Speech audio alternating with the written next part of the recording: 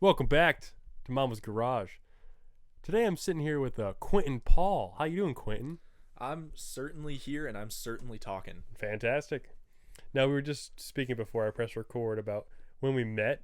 So you said, It was at the pool in the Disney trip that the "Oh music shit!" program took. Yeah. Was it?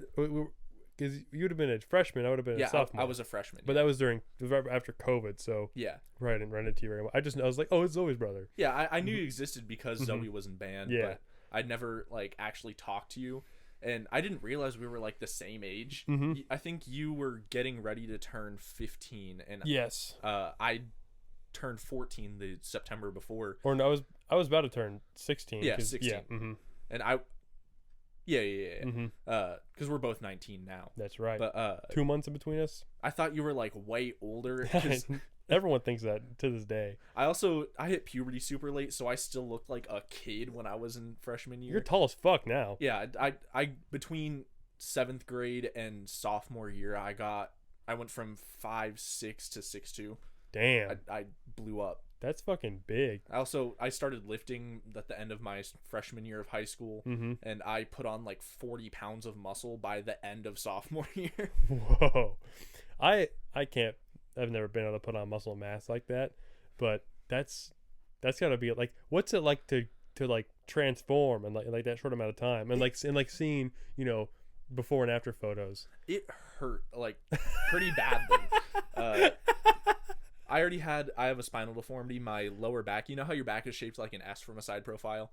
Yeah, I guess. Mine, I have a really intense curve in the upper part of my back, and then it's straight in the lumbar. So I don't have any curve in my lower back. I got too tall too fast. It was exacerbated. I have stretch marks on my back. Yeah.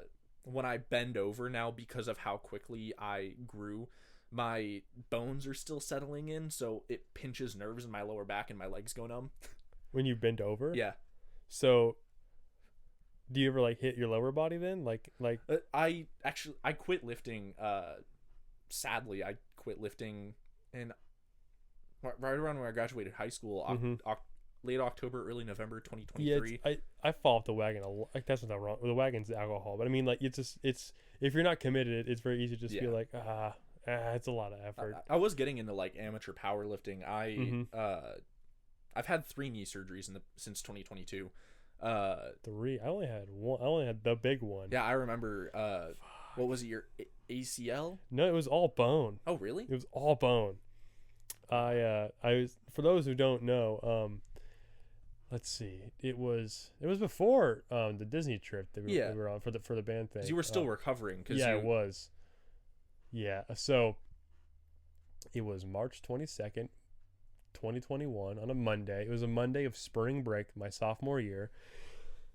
I was in the middle of or towards the tail end of my drumline season, and I was marching quads. Quads are the heaviest drums you can really march. It's just they take up the most space too. But I'm a big guy, so I was totally willing to do it. And it's also my 3rd season on them, so I was the only guy on them as well. So I was prepared and all that.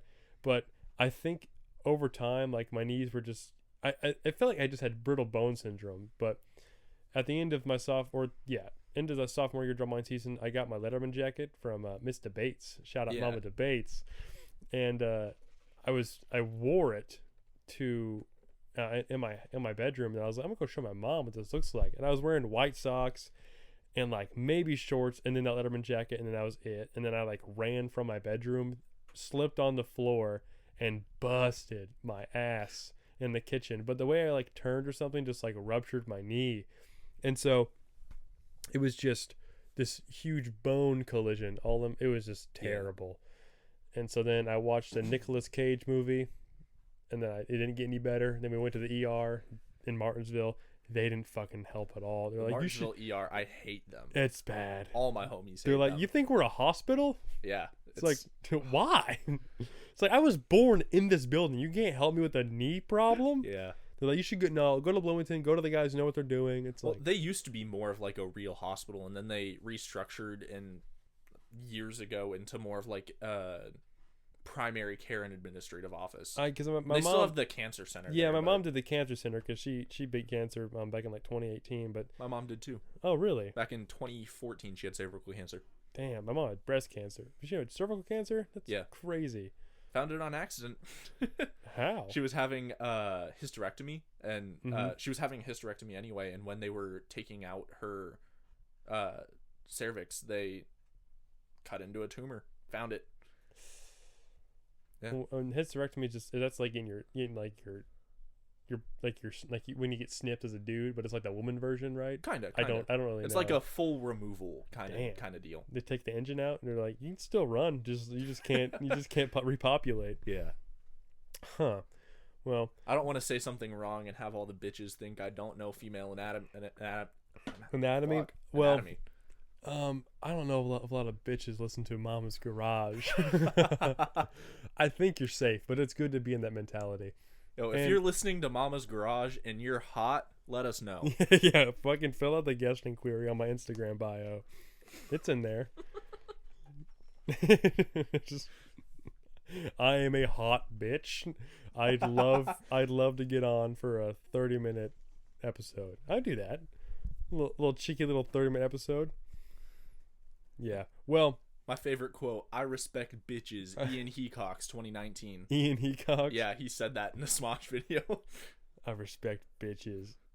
I forgot about Smosh. I remember, they got back together. Yeah, they bought it back. That's great. Yeah, Anthony Padilla, him and Ian started hanging out again, and they talked with Mythical, and Mythical sold it back to him for like highway robbery prices. Few bucks. Yeah. No, that sounds like how much money would that be? Do you, like you said, how, like I would imagine million? It's probably 7-8 figures. You know, Jesus, dude. Because Smosh is one of the most prolific media brands that exists in our generation. It's not just a YouTube channel. Two bros chilling out. They're one of the oldest YouTube channels. They're like from like the 2006 or something. It's like probably like 2005. Like as old as us. YouTube was born in 2005. Yeah. We're as old as YouTube. That's pretty funny. Yeah. I like saying it that way. I think about that a lot. Because I used to think YouTube was the internet. No, I did too when I was a kid. Yeah, I was like, I'm like, what? How are you looking at, like, I don't know, like, scrolling for like my dad would look at car articles or something like that. Yeah. I'm like, that's on YouTube? He's like, no. So I didn't know what AOL was or anything like that. Dude, I found out about AOL when I was like 13, and I was on AOL online. I just know the acronym. I don't even know what America Online. Okay. And then AOL Instant Messenger is like the message board thing. It was one of the first big like connecting people from across America. Okay. Message boards. I see. A lot of people got groomed through AOL. I bet. It was bad. Well, once you throw an anonymity, that's all. I almost got it. Anonymity. I have a stutter too, dude. When you can be anonymous, then anonymity. And yeah, that's got it. Yeah, I can't say it quickly, but we got it. I don't think I can either. It's okay. We're both recovering from speech impediments. That's why we do podcasts. I didn't develop a speech impediment until I was 12 or 13. I think I'm the same way. I just wasn't speaking that often, and then your body grows. You're like, maybe not 6 inches in 3 fucking seconds, but definitely. Ladies, if you want 6 inches in 3 seconds, let me know. That was really fucking good.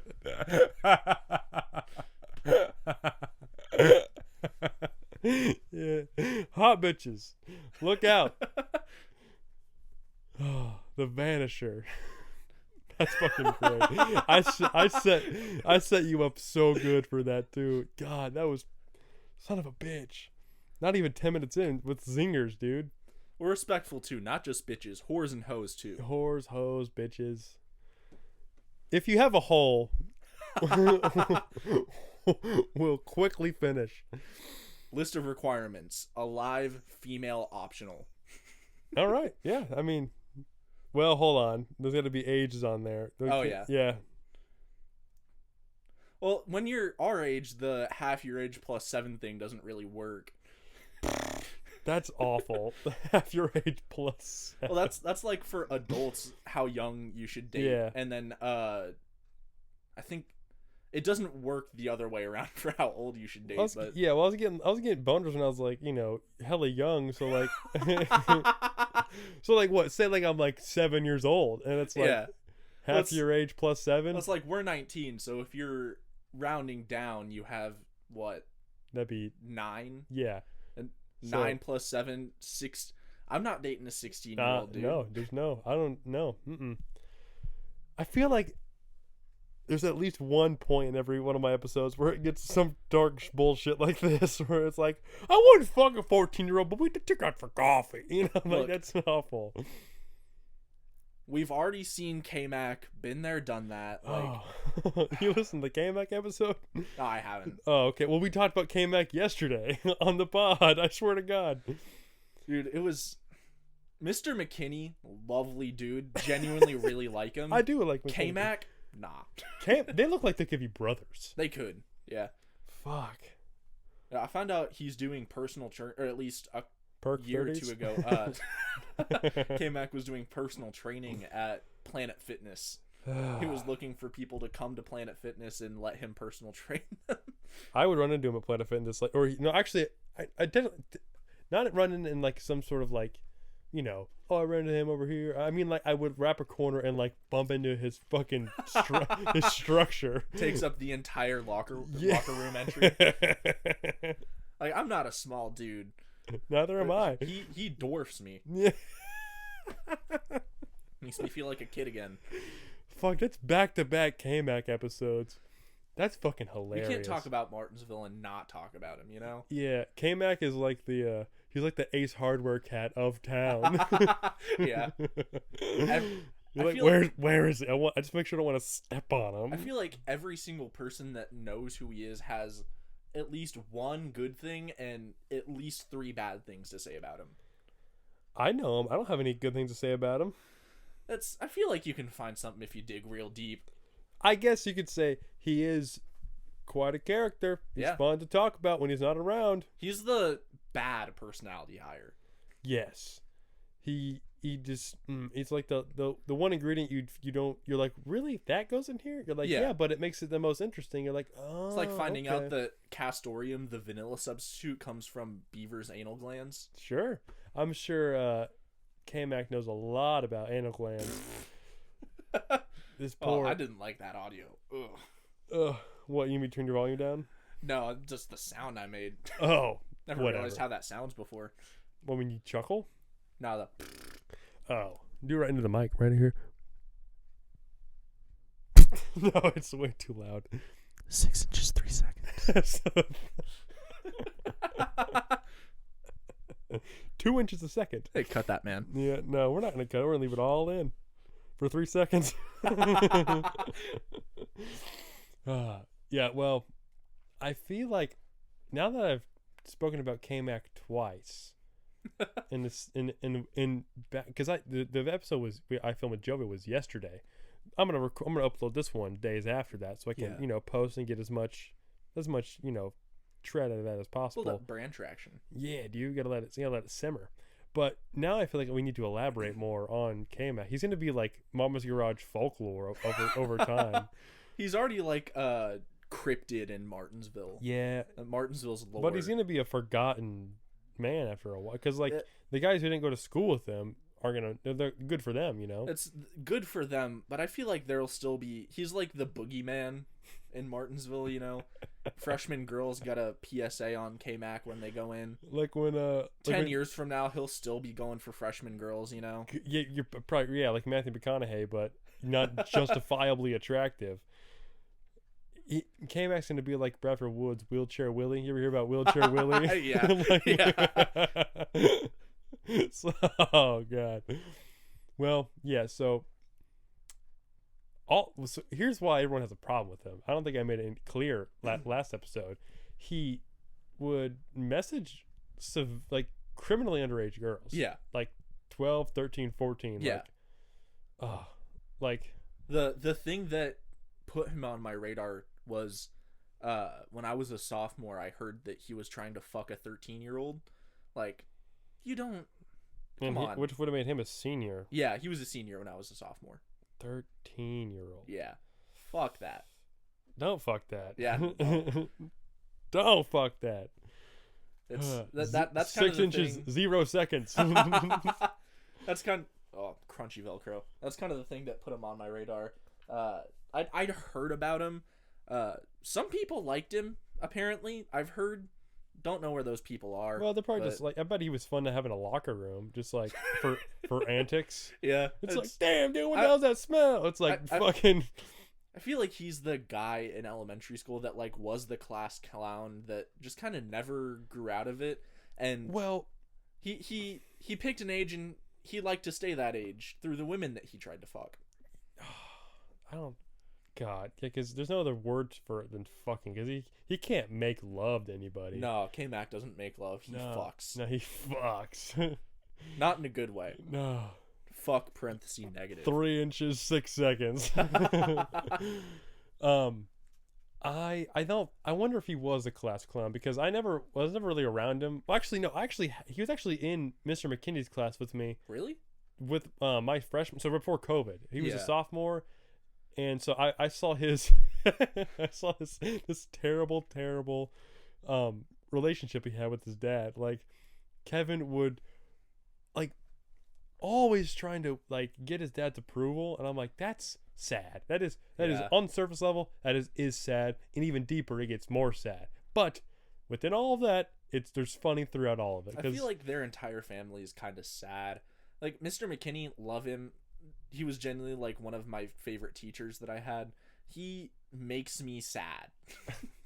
Because he would talk about, like, in class, he would talk about being his age and, like, not having retirement and working paycheck to paycheck and shit. It's pretty good to be an econ teacher to be like, don't be like me, dude. Like, I can almost guarantee you won't get this reference. Like, do you watch any D&D content at all? I don't, but all I know is just from Stranger Things. Really. There's D&D live play called, or not live play, actual play called Dimension 20. There's one of the characters from Fantasy High. His name's Galir.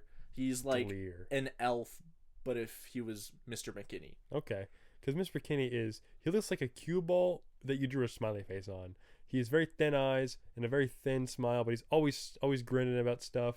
He looks like, a beach ball that you like forget to deflate, but Caucasian. Yeah, like if the UV rays won. Yeah, and it's all of the colors turn the same shade of pale matte white. Yeah, and just a few eyebrows in there, but just a few. But I don't know if K-Mac was ever a class clown because I feel like I'm allowed to speak about this because I did win class clown as a senior. But I think it was just because I posted dumb shit on my Snapchat all the time. They're like, oh, I put the pieces together after I graduated. I was like, that has to have been why. But I did enjoy, like, I didn't, like, act out in class. It wasn't like the thing I did all throughout school ever. I feel there's a difference between being, like, you are genuinely funny. Well, thank you. It's hard not to laugh when you're around you. Class clowns are, I think... Thanks very much. Disruptive, I feel like. Yes. And also, I feel like K-Mac was like the punching bag. Yeah. Like, he was always the butt of the joke. So, you associate him with laughter because he's like... Without him in the room, there's no... there could just be endless jokes to, There's no low-hanging fruit. Yeah, exactly. Actually, I'll tell this story on behalf of her. One of my ex-girlfriends was in a class with him, and she apparently K-Mac called her black because of the way she spoke or something. What the hell? Or like because she wore drug rugs a bunch. I have to know which ex this is now. Wait, all right. Was it? I only can think of two off the top of my head. Okay, go ahead. Casey? Nope. The other one, I can't remember her name. It rhymes with that. Macy? Yeah, that's right. Yeah, so yeah, it was Macy Copus. Shout out Macy Copus. Still a good friend. But yeah, Macy was called black, but she's not. She's ginger. Fuck? She's ginger and she's not black. But I think in conservative ass Martinsville, if you do anything in anywhere close to like what's the word? Oh, shout out to the dogs out there ruining the fucking episode. I thought that was a sound coming from my headphones. Oh, no. I thought it was they're like right on the porch headphone. outside. No, like if you have any sort of urban tendencies inside of our small conservative town, then yes. Like, oh, you must be an inner city kid, right? So K-Mac was calling her black. And so Macy's comeback to him was for to preface this, K-Mac, his wardrobe was always insane. Yeah. We talked, Joey and I talked about his handlebar mustache. Yeah. And he also would wear like, wife beaters, and like anytime he'd go to the gym, he'd have like a tank top on that he would just be. He looked like if you put. Oh, that was gross. I don't know. Like, Sorry. No, body pop. You pop your arm or something? No, I burped. Oh, it sounded like you. I wasn't expecting it. Your joints were letting air out. I sat up and it just came out. Damn. Well, K-Mac he also wore a gold chain a lot. Yeah. And like one of the ones where it's on there and it's gonna be on there until you decide to cut it off your body. Yep. I find that crazy because his neck was too big to get it back off. That's true because he got enormous. He got really big, like around the time he graduated. Inflated, yeah, because he looked old, like he was sort of losing his hair, which that's unfortunate. He can't really do a thing about that. My dad started going bald at 16. I have empathy for that. Yeah, so did my dad actually. I heard. I wasn't around back then. I wasn't either, but that gold chain was fake, and really, here's why I know it was fake, because real gold shouldn't turn your back of the neck green. Oh no. So whenever K-Mac called Macy black, she goes, yeah, well, if I'm black, then the back of your neck must be pink, because that shit is green as fuck, dog. Like, you got that shit twisted as hell. And so she would told me that story a few times, and I was like, that's cool. And I would have loved to have been in the room during that day to see him just get absolutely obliterated, just owned. Now, another K-Mac story, not involving us, but Martin Barco. I love Martin. Martin's like the opposite of K-Mac. He's a track star. He's the antichrist to K-Mac. Yeah, dude. Martin Barco also has a pretty funny side to him. Yeah, he is. When my senior year on Wednesdays, I would go out to eat with a bunch of guys in our grade after I get off work. Mm-hmm. And so one time we were at Mis Amigos in Martinsville. Tres Amigos? The one by Walmart? No, Mis Amigos. So it's the one. There's 4 of them in town. We have too many. La Herradura, Los Reyes, Los Tres Caminos, Mis Amigos. Is that the one that took over where Beefcake was? Yes. Okay. This is the Beefcake one. Yeah. How do you say steak in Spanish? No idea. I don't know. I was gonna make a pun where it's like whatever that like. I took French, man. Yeah. I tried to take ASL and Spanish, but anyway, Martin Barco, he catfished K-Mac as a 12-year-old, and K-Mac fell for it so hard. No fucking way, man. That K-Mac provided photographic evidence of his excitement. One big fat chode for Martin Barco in his DMs. There's no fucking way, dude. I had to get a to-go box that night because I lost my appetite because I saw evidence. It was bad. Now, we need Chris Hansen to be on speed dial and just take care of the situation. He's qualified, but yeah, K-Mac needs to be stopped. And Chris Hansen wouldn't even arrest him; he'd just execute him Godfather style. Yeah, dude. Like in Goodfellas, like walk Pesci in the room and just shoot him in the back of the head. Yeah. Well, I think I've done enough K-Mac bashing for a week. Oh yeah. We can move on. There's never enough, but you gotta have space it out. Yeah, that was good to get us loose and stuff to talk shit about Walmart now. The thing back to what we originally talked about, knee surgery. Oh yeah. I had 3 since 2022. Not nearly as funny or epic as yours. It wasn't really epic. It was fucking stupid. I slipped in the kitchen. Mine took me out. I think mine's arguably worse. The first time I hurt my knee, I got hit in the back after the whistle on an extra point attempt in a JV football game. Damn. Went down, dislocated my knee, and ripped my meniscus clean in half. I had reconstructive surgery. That took me out. I was doing track at the time too. I was throwing shot put discus. Did football to like stay in shape during the summer, and then I tore my meniscus in half. Just had a ripped in half meniscus from October to December. Had reconstructive surgery. The reconstructive surgery didn't heal at all. Oh wow. In October 2024, I had my right meniscus taken out. In November 2024, I had my left meniscus taken out. My knees are crunchy. Yeah, I have some scar tissue on my left side, but you don't have either of your meniscuses? Nope. I got my laparoscopic scars on both knees. Wow. You can go your entire life without them. I just might have to have like joint partial or full joint replacement by the time I'm 40, 50, maybe sooner. I have family history of arthritis. Depends. I'm gonna get arthritis. It's just a matter of when. Damn, that's well. At least you're coming to terms with like it's gonna happen. You're like, Yeah, I might as well enjoy my squeaky clean, I already had goo gone like joints for while they're hair. I already had fucked joints. I danced for almost 10 years, competitive dance. I was working out from age 7. I was working out for 15 to 25 hours a week, running, jumping, getting on the ground, doing dance. Yeah, I think the timer's started, dude. My joints were fucked, and then I started playing sports and lifting, and they got better because my knees were like weak. I guess because you're strengthening them. Yeah, I put on shit ton of muscle mass. I was starting to feel good in my joints. Then some dickwad hit me in the back, and I kind of lost that. Damn. So you said that's so. And how many knee surgeries is that in a time frame? I had 3 in 2 years. 3 in 2 years. Because I had December 21st, 2022 was when I had my first one. 4 days before Christmas. Wasn't fun. That does not sound fun. And then I had the second one, I think it was October 2nd, 2024. I just had a torn meniscus that entire time. My knee never stopped hurting. Mine was April Fool's Day 2021. Oh, dude, that's awesome. Yeah, they drugged my ass up. I'm famously redheaded. Anesthesia, not my cup of tea. Don't love it. Oh, really? I have a bad time with it. Explain. It takes forever for me to go down with anesthesia. I can't remember what it's called, but when you have major surgery, usually before you go in and get under anesthesia, they give you something to like help start to put you to sleep and like relax you. At least for me, because I'm very high anxiety. Doesn't do shit for me. Damn. They inject it.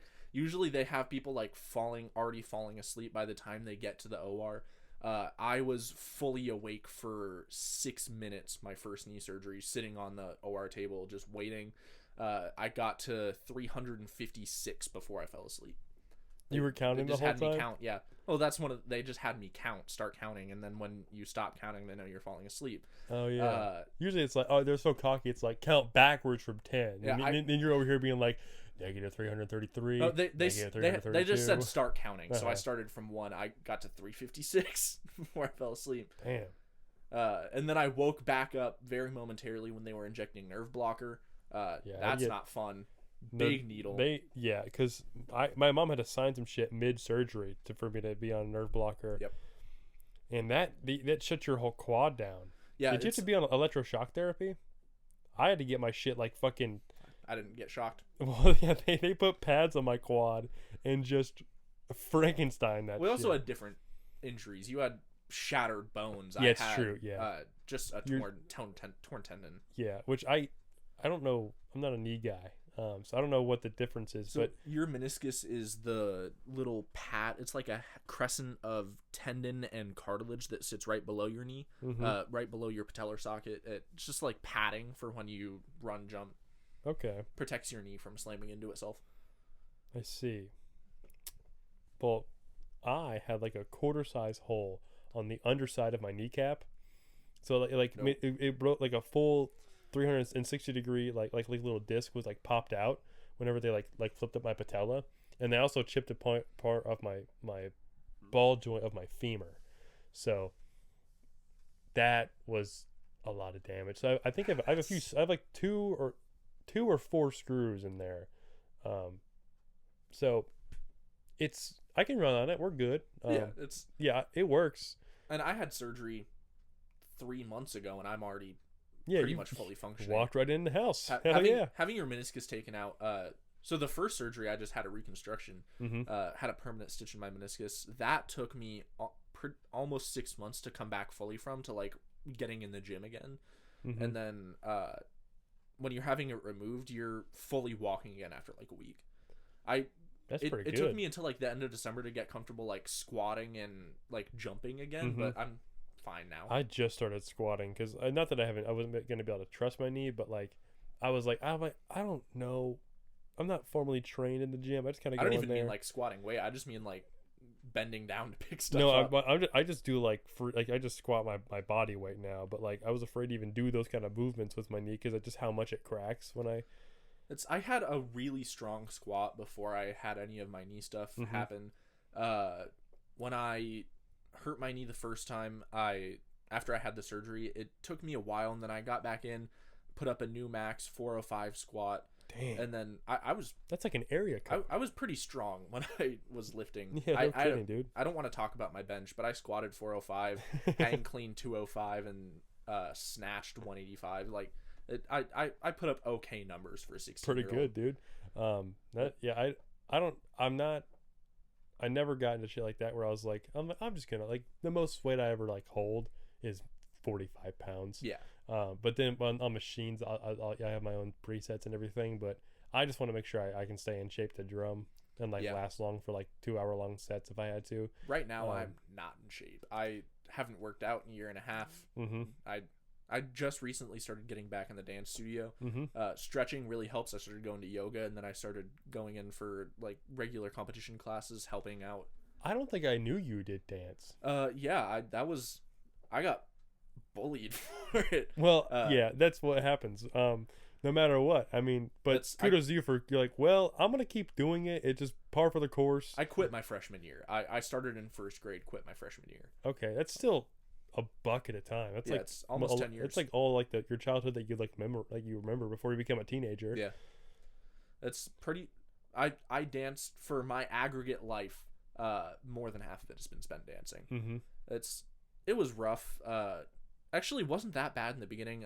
If you know Logan Poppy, he's in the Air Force now, but I think I know Logan Poppy. We started dancing together.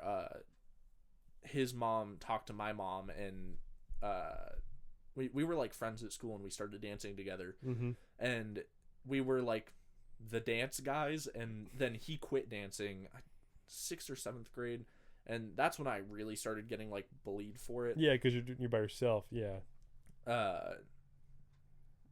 Trying to remember one kid, I think Brayson Myers, fuck you, made a ton of fun of me, like tried to bully me. His name's Brayson? Brayson. Who named him that? So, I don't fucking know, man. What the fuck? Brayson? He would not get off my dick about the fact that I danced when we were in like 7th grade. I don't get that. Like I was regularly interacting with more and way hotter women than he ever would. You know? So yeah, I'm saying it's all just like, oh, that's really gay that you're doing that. It's like no, used to it's call gonna me attract gay. different girls. Yeah, it's people used to call me gay all the time. And Yeah. like I'm not particularly attractive. I don't have a great physique. I don't think that's true at all. Do you know who Isabel Johnson is? She danced in my dance studio. Mm-hmm. Like she's on my list to be on the pod. Yeah. Mm-hmm. She danced in my dance studio. Mm-hmm. My duet partner, probably not going to listen to this. If you do, I'm sorry, Haley. You are really attractive. Like, I don't get Shoot why your shot. people called me gay. 6 inches 3 seconds. But if we go on the dance floor, that's like a 5-minute routine and 3 seconds on top of that. The finale. Most competition dances are actually capped at 2.5 minutes. Oh really? Around 2.5 minutes. Is it like an endurance thing? It depends on the competition. I'm thinking of like an open mic at stand up. It's like 5 minutes. It's more like it's not an endurance thing. Like I've done 8-10 minute dances for like recitals, but competitions you have thousands of dances coming through, and you have to fit it all between Friday morning and Sunday night. Well. That makes sense. It's tough. Mm-hmm. There were some competitions. Moving on from what we were talking about, some competitions where I was dancing. I would have my first routine at like 7 in the morning on a Friday. Good God. We had like 4 competitions a year. I would just like take off school if I had to dance on a Friday. Usually we tried to avoid Friday mornings, but there would be sometimes I would dance at like 7 a.m. Friday morning, and then I would have to be there like 2 hours before, which is usually before the door opens. So I would get there like when the door opened at 6. 5 a.m.? Okay. Usually doors open around 6. But Good usually the rule of Lord. thumb for competitive dance is try to get there like 2 hours before your routine. In Mhm. case they're running early, you're there, and if they're Yeah. running late, that's That's just how, like, time for you to warm up. drumline comps work, where you, like, it's a lot of just like there's like it's called ISMA. It's like who ran it. You Yeah, know, I- like solo ensemble and stuff. You know, I did You ISMA. know all about. I played ISMA. cello. Cello. You're my second cello player on the pod. Yeah, Katie. Yeah. But you know, it's just there's just such like a time regiment in it, and it's just motherfuckers with clipboards and integrity and Yep. unwarranted amount of confidence. Yeah. Where it's where it's like, chill out, dude. Yeah. You work for an acronym. Fuck off. Get your fucking stopwatch out of your pussy and just chill out. See, I can totally relate to that, but yeah, getting made fun of, like, that's they're still respecting it for you being like, well, I mean, you still did it through middle school, which, like, that's I that's the most danced- commendable part. My freshman year of high school was my last year dancing, so I officially stopped like the summer before my sophomore year, and then I started doing like track and shit. Yeah. I only did that for like a year before I hurt my knee pretty badly though. Damn, So yeah. I wish I kind of did track, but I was always busy doing band stuff. But I just would have liked to have, you know, know what it's like to be around like runners, and then like know, because I just I don't run that often anymore, because I was told that I don't need to do it, and they're like, and as my body hasn't changed at all, and I have more energy when I go to the gym, but it is having the ability to run and just like you know, like long distance too. It's a good skill to have, and I feel like it'll serve you well, like when you get older, where it's like your metabolism kind of starts to slip, and you're like, oh well, I should probably start checking into this. And, I already have a shit metabolism, dude. well, it's also like it's just good habits to have, and so I would have loved to have done track. I'm a big proponent of like stay healthy. If you never stop working out, you will digress a lot faster or a lot slower. Yeah. Like, you'll keep stuff that you'll never once you lose an important skill like the ability to sprint or the ability to jump, it's really fucking hard to get it back. Yeah, damn, no kidding. Because especially as you get older too. The older you get, you lose plasticity. Like you're not coming back from losing big skills. Yeah, and people just get busy with like they start families and like have jobs and stuff where it's like, well, I don't have time. I have to go change diapers and make spaghetti. Like I don't have time to go squat. So like when people do that, like, you know, they make Facebook posts where it's like, well, I bought yoga pants and I'm going to use them. So it's like, oh, well, you're making a huge effort, and that's really cool to you, because whenever I see people make like huge changes like that in their life, I'm like, that's really nice. So I just hope to never have to make that change where it's like open just doing it the whole time. But and, like with dancing, that was one of I can deal with like getting called gay and shit. Like that doesn't bother me. I came out as bisexual like a year ago. I don't really care. That never bothered me. I dressed like a retard when I was a kid. I wore like thigh-high pink football socks sometimes to school with shorts and a leopard print vest.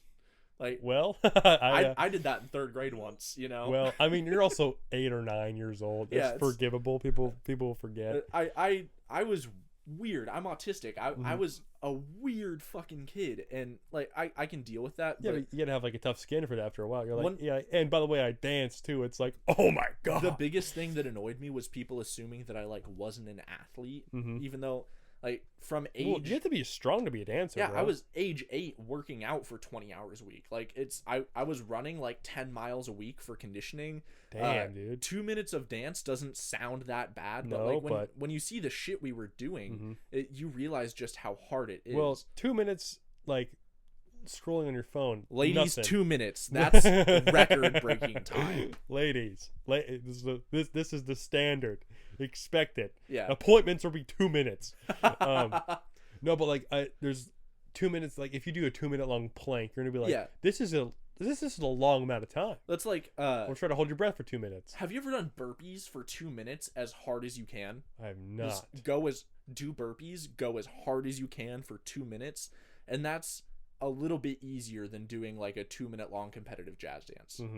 Well, I was invited to go to CrossFit recently, and CrossFit fucking sucks. It's crazy. I hate it. I didn't throw up, but I got really close. I also did not.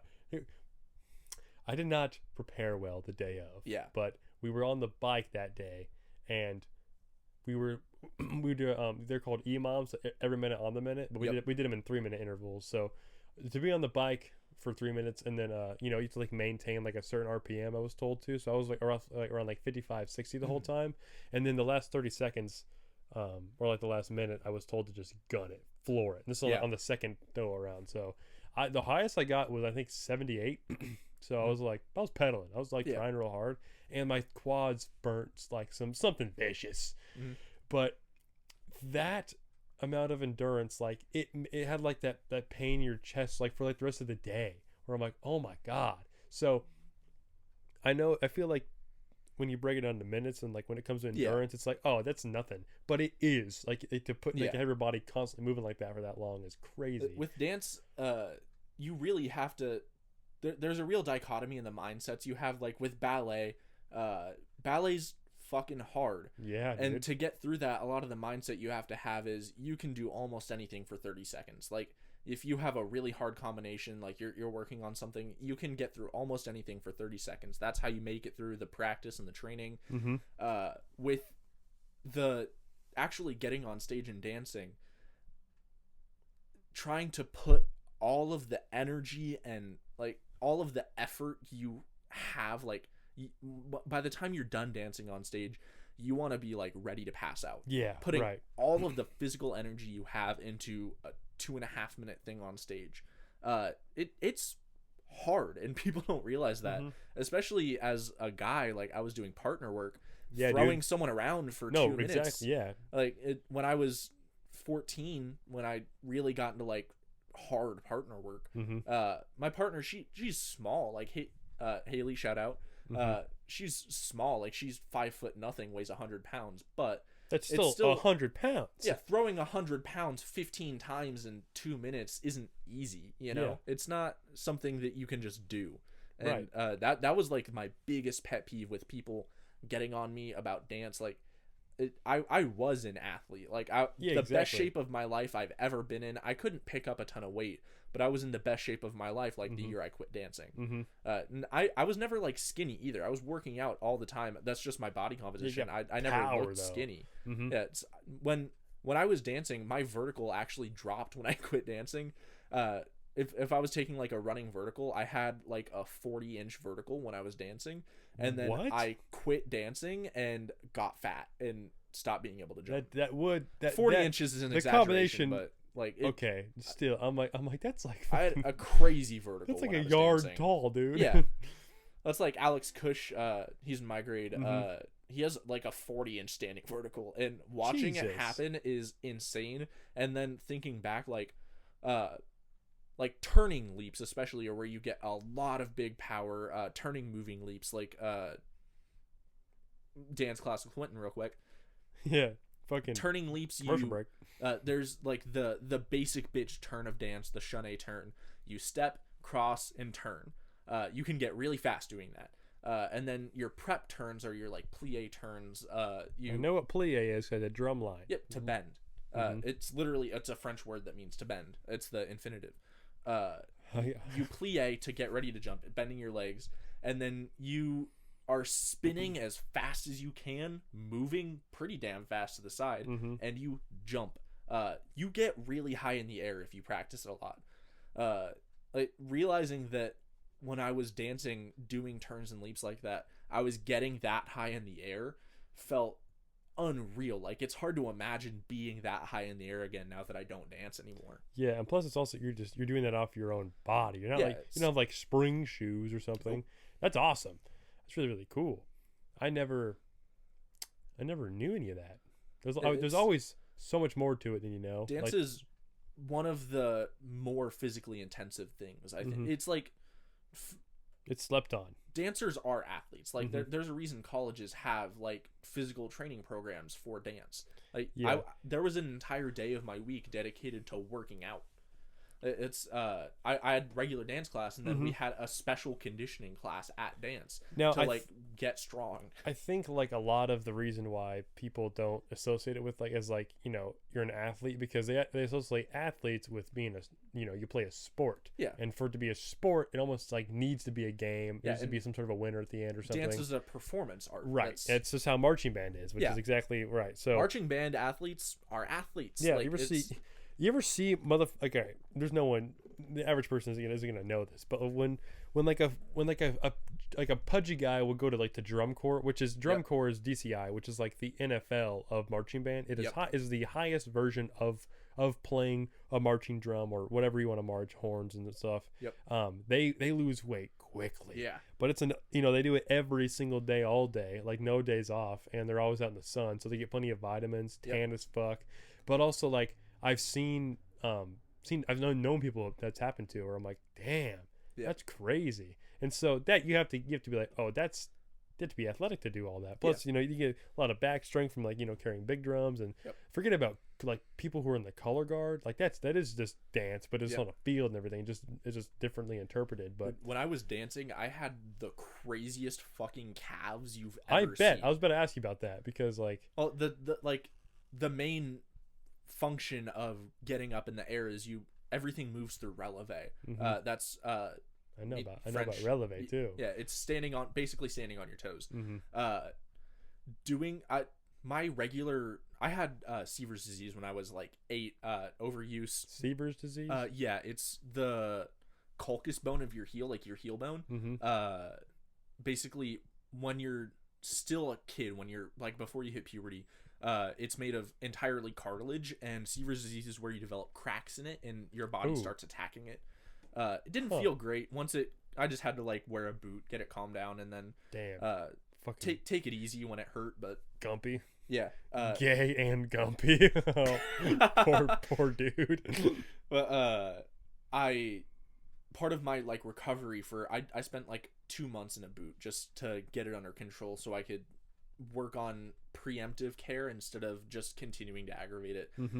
My ankle got really weak, and my like every single day, twice a day, to get my ankle strength back from that, I was doing, I think it was 300 something calf raises. That's twice a day. Crazy. It would take me like 5 to 10 minutes depending on how fast I was going.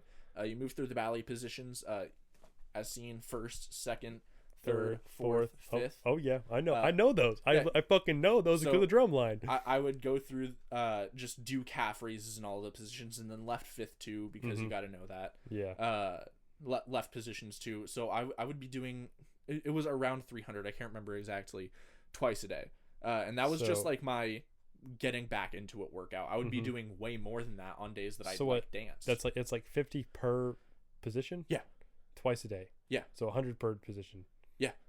And Jesus. That was just like that was my rehabilitation, like getting back into dancing. And then when I was actually working out, like working out, I guess, like dance practice, I did so many, like ballet, we would do hundreds of calf raises, just going on releve, that makes a lot of sense. Down. That's because, like, I think about like my most like regarded like sacred part of my body would be my wrists for drumming. Yeah. If I fuck my wrists up, then that's wraps on that side of your body. Like you're not going to be able to do that. So I'm I just make sure I always do rotations and stretches and stuff. You got to make sure I just think the calves are the wrist of ballet. That's crazy. For dance, the big like rolling your wrists out and stuff, that's the feet alphabets. You lay on the ground, put your feet straight up, and then write the alphabet with your feet, mirror it on your other foot. Okay. Just rolling your ankle out, getting warmed up. That's good. I like that. Yeah, like truly hundreds and hundreds and hundreds of calf raises every day. And that's not even counting like what I would do. That was just like isolated workouts, not even including like the turning, leaping, all of my turning, leaping practice choreography. Like I had thunder thighs, but calves. Oh, I imagine. I imagine your calves are bigger than your thighs. I didn't realize that I had like really nice calves until I like started working out like in high school and realized that my calves were like double the size of some people's. Damn, yeah. You know Noah Breen? Yeah, I do. Noah had calves like yeah, you did. They looked like cartoon chicken legs.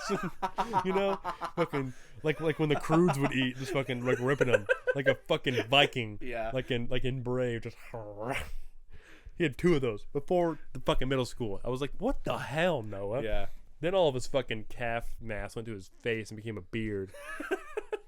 Crazy. Shout out Noah Breen. There was a teacher with fucking massive calves. I can't remember who. Oh, is it Coach Saib? Yeah, Coach Side. Oh yeah, dude. Thanksgiving hams Yes. on his legs. He used to scare the shit out of me. He was the women's track coach. Wow. Yeah. I would, if I was a high school woman, I would be terrified of him. No, I was too. But then one time, Like, genuinely a very kind, warm person if he you is. actually talk to him. That's for sure. But he's because like 6'7" and Yeah. he's huge. he's a fucking schnoz on him too, like big ass ornament nose. Yeah. like hood ornament. But it's like when the engine is on the outside of the hood. You know, it's like Yeah. one of those like muscle car bullshits. Oh yeah, hood But vent. yeah, fuck yeah.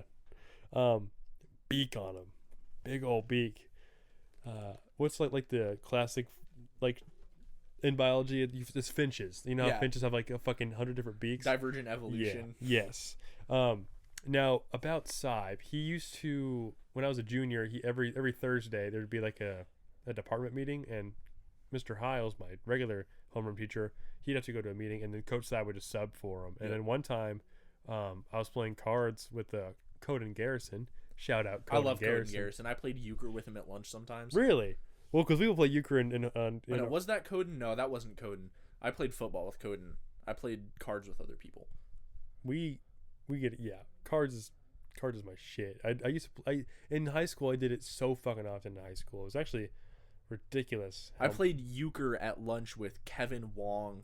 I can't remember his first name. We're gonna Richie. bookmark that after I talk about my Saib stuff. Yeah. Because I'll get heated over this. Oh, euchre? Okay. Yes. You about Kevin specifically. Oh, okay.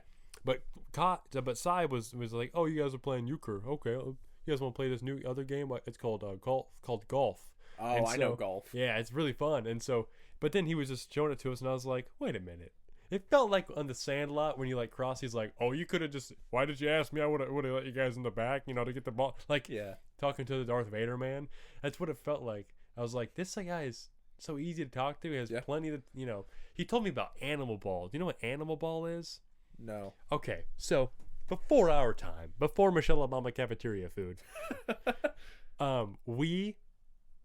when I say we, I should say other high schoolers. Whenever other high schoolers, like my cousin Maddie has her fiance's name is Ben. Ben graduated in 2009, which meant he was around, while we were being born, he was like, a teenager. We were 4 when he graduated. Yeah, exactly. And actually we're probably both 3 because we weren't even 4 yet. Oh yeah. Yeah. Well, so he was telling me a story about how whenever he's in high school, Saib would host Animal Ball during gym class, where you go to the pool, like the shallow end of the pool. I never actually used the pool in high school. Really? Because after COVID, it wasn't part of PE. Oh yeah, damn! I didn't even take PE in high school at all. I haven't been in the pool since I took because swim you had lessons. marching band, you got your PE accreditation. Yeah, I got my PE credits done before I even got to high school. I took PE my freshman and sophomore year of high school. Damn. Well, I would have loved to have done PE in high school, knowing what the fuck Animal Ball is, because it basically he would have to lock the doors of the pool room. Is there a name for that? I don't know. Like the pool. The pool. Okay, yeah. Like the pool doors would be locked, and so some form of dodgeball. It's like throw them out, like knock these mats over or something. Mm-hmm. But it would be like literal warfare, and like girls would like scratch like the fuck out of Saib's back. It doesn't matter. Like it doesn't matter. Like what color's your skin? What kind of parts do you got? Nipples probably were flying out all the time. No one gave a shit. You were just a human with a mission, and the mission was whatever the game was like. And so these stories I keep hearing about were just crazy. Yeah, probably can hear my mom in the other room. I can. And so he was telling me all these stories about that, and my jaw was just dropped. I was like, what? I'm like, when was the last time you were able to play that game? He was like, about like 2011 or 2012, and I was like, fuck, man. So it's like a long lost thing. It's just like, again, it's folklore. But he's telling me this, and then he's like being like, oh yeah, my PR for like squat was like, I don't know, 700 pounds. We're like, what the fuck? What the fuck? Son? I'm probably embellishing it, but some astrological up there number where it's like the school record for Martinsville is 540. 540. Nigel Bryant Jones. Yep. Do we have to ask? We'll see. Okay, all right, yeah. I think that He threw shot put. What's that? The heavy ball for track. Yeah, that's cool. That's a really cool part of track. Yeah, he held the school squat record 540. Wow. Yeah, 540. Lucas Dewey almost broke it my junior year. Lucas Dewey is a freshman, squatted 500. It wasn't the cleanest squat I've ever seen. It was a bit of a hot 15. debate. Yeah, he was. I think he was 14 at the time. Oh wow, yeah, I was 14 all my freshman year. He also tied the school clean record. Damn, 315. Alex Cush. Is clean where hang clean or clean? It's power clean. You start on the ground and then rack it in front of you. Oh wow. Yeah, and then snatch is the one where it goes straight over your head. Damn. Yeah, snatch looks crazy. When guys drop snatch snatch at was the my Olympics. favorite lift. I think I was maybe the only person in that weights class that actually trained snatch regularly, just because I liked it. Fucking loud too. When It's you drop really that shit. dangerous. It looks fucking crazy. Yeah, it's really dangerous if you don't know what you're doing. Yeah, it's like I was like, you want to lift a Volkswagen Beetle above your head? It's like trying, trying my best. Put two of them on each side. Fuck it. Let me try. Yeah. I don't have the frame to power build. Yeah. School clean record is 315, or at least it was when I was in high school. Mm-hmm. Alex Cush and Lucas Dewey were tied on it. Damn, dude. Like, can you imagine a 315 deadlift? Like, I could deadlift 315 right now. I haven't worked out in like a year. Mm-hmm. You know, that's not the craziest thing ever, but cleaning it is alien. Like, that's is that so the way the technique works is that you deadlift it first and then you like squat underneath it and then you get back up? Not quite. Okay. Here, audio listeners, sorry, I'm gonna put my mic down. I'll narrate. You can still hear me. Yeah. The bars, like you're getting ready for a deadlift, you bend down, pick it up. Bend down. All right. So you're position squatting. 2. Okay. Position 3. All right. Position 4. Okay. All right. And then you so stand back up. Okay. I visualized it correctly. Okay. Yeah, you basically aggressively, violently deadlift it and then get under it and stand up. Yes. Front rack. My knees would. There's an episode of South Park where Kyle wants to play basketball, so he has like some sort of crazy like racial surgery, and they give him like the knees of I forget what guy, but like no they make Kyle's knees Mr. Garrison's balls, and so then Kyle's like finally gets to be able to play basketball as a Jewish young man, Mm-hmm. which just doesn't happen. And then his knees explode on the court, and they put it in like the like that season's like opening credits a bunch. But yeah, that's what would happen to my knees. My balls would explode out of my knee joints. Yeah, I sucked at clean. I think the most I ever cleaned was 185, and that was sketchy. And then I was snatching the same weight. I don't know what about it. I have 2-inch ape index. I have a 6'4" wingspan. I think that might have been part of it, but I was really good at snatch, not very good at clean. I don't know what happened with it. I don't even want to talk about bench press. I hate it. I'm bad at it. Don't like it. What happened? you gotta tell the listener now. So I maxed out at a 405 squat, and that wasn't even a hard max. That was like my back hurt a little bit. I wasn't going as hard as I could have. I decided to stop before I didn't want to bomb on a lift, basically. Yeah. So I said that's where I'm gonna stop for today. Maybe next time I'll max more. I never ended up doing another max, but and I snatched 185, which isn't like great as far as like Olympic lifting goes, but it's still I definitely couldn't do that. So your average person probably couldn't snatch 135. 185 is how much I weigh, so that's my whole weight. Dude, I have 100 pounds on you. Well, fucking snatch me, dude. I don't think I could right now. I haven't worked out in forever, but snatch me your average person couldn't snatch 135, you know? So it was pretty good. I only ever benched 215. Shut the fuck up. I thought you were some like I only ever got past like 120. When you're squatting 400 pounds and snatching 215 was a terrible max for my number spread. I'm bad at it. I just can't bench. Well, and that was I heard it's like dangerous, like really bad for you or something. Like Bench pressing, no, not really. If you're safe about it, it's really just. I just dumbbell press now. A dumbbell press is barbell bench press and dumbbell bench press are not that different.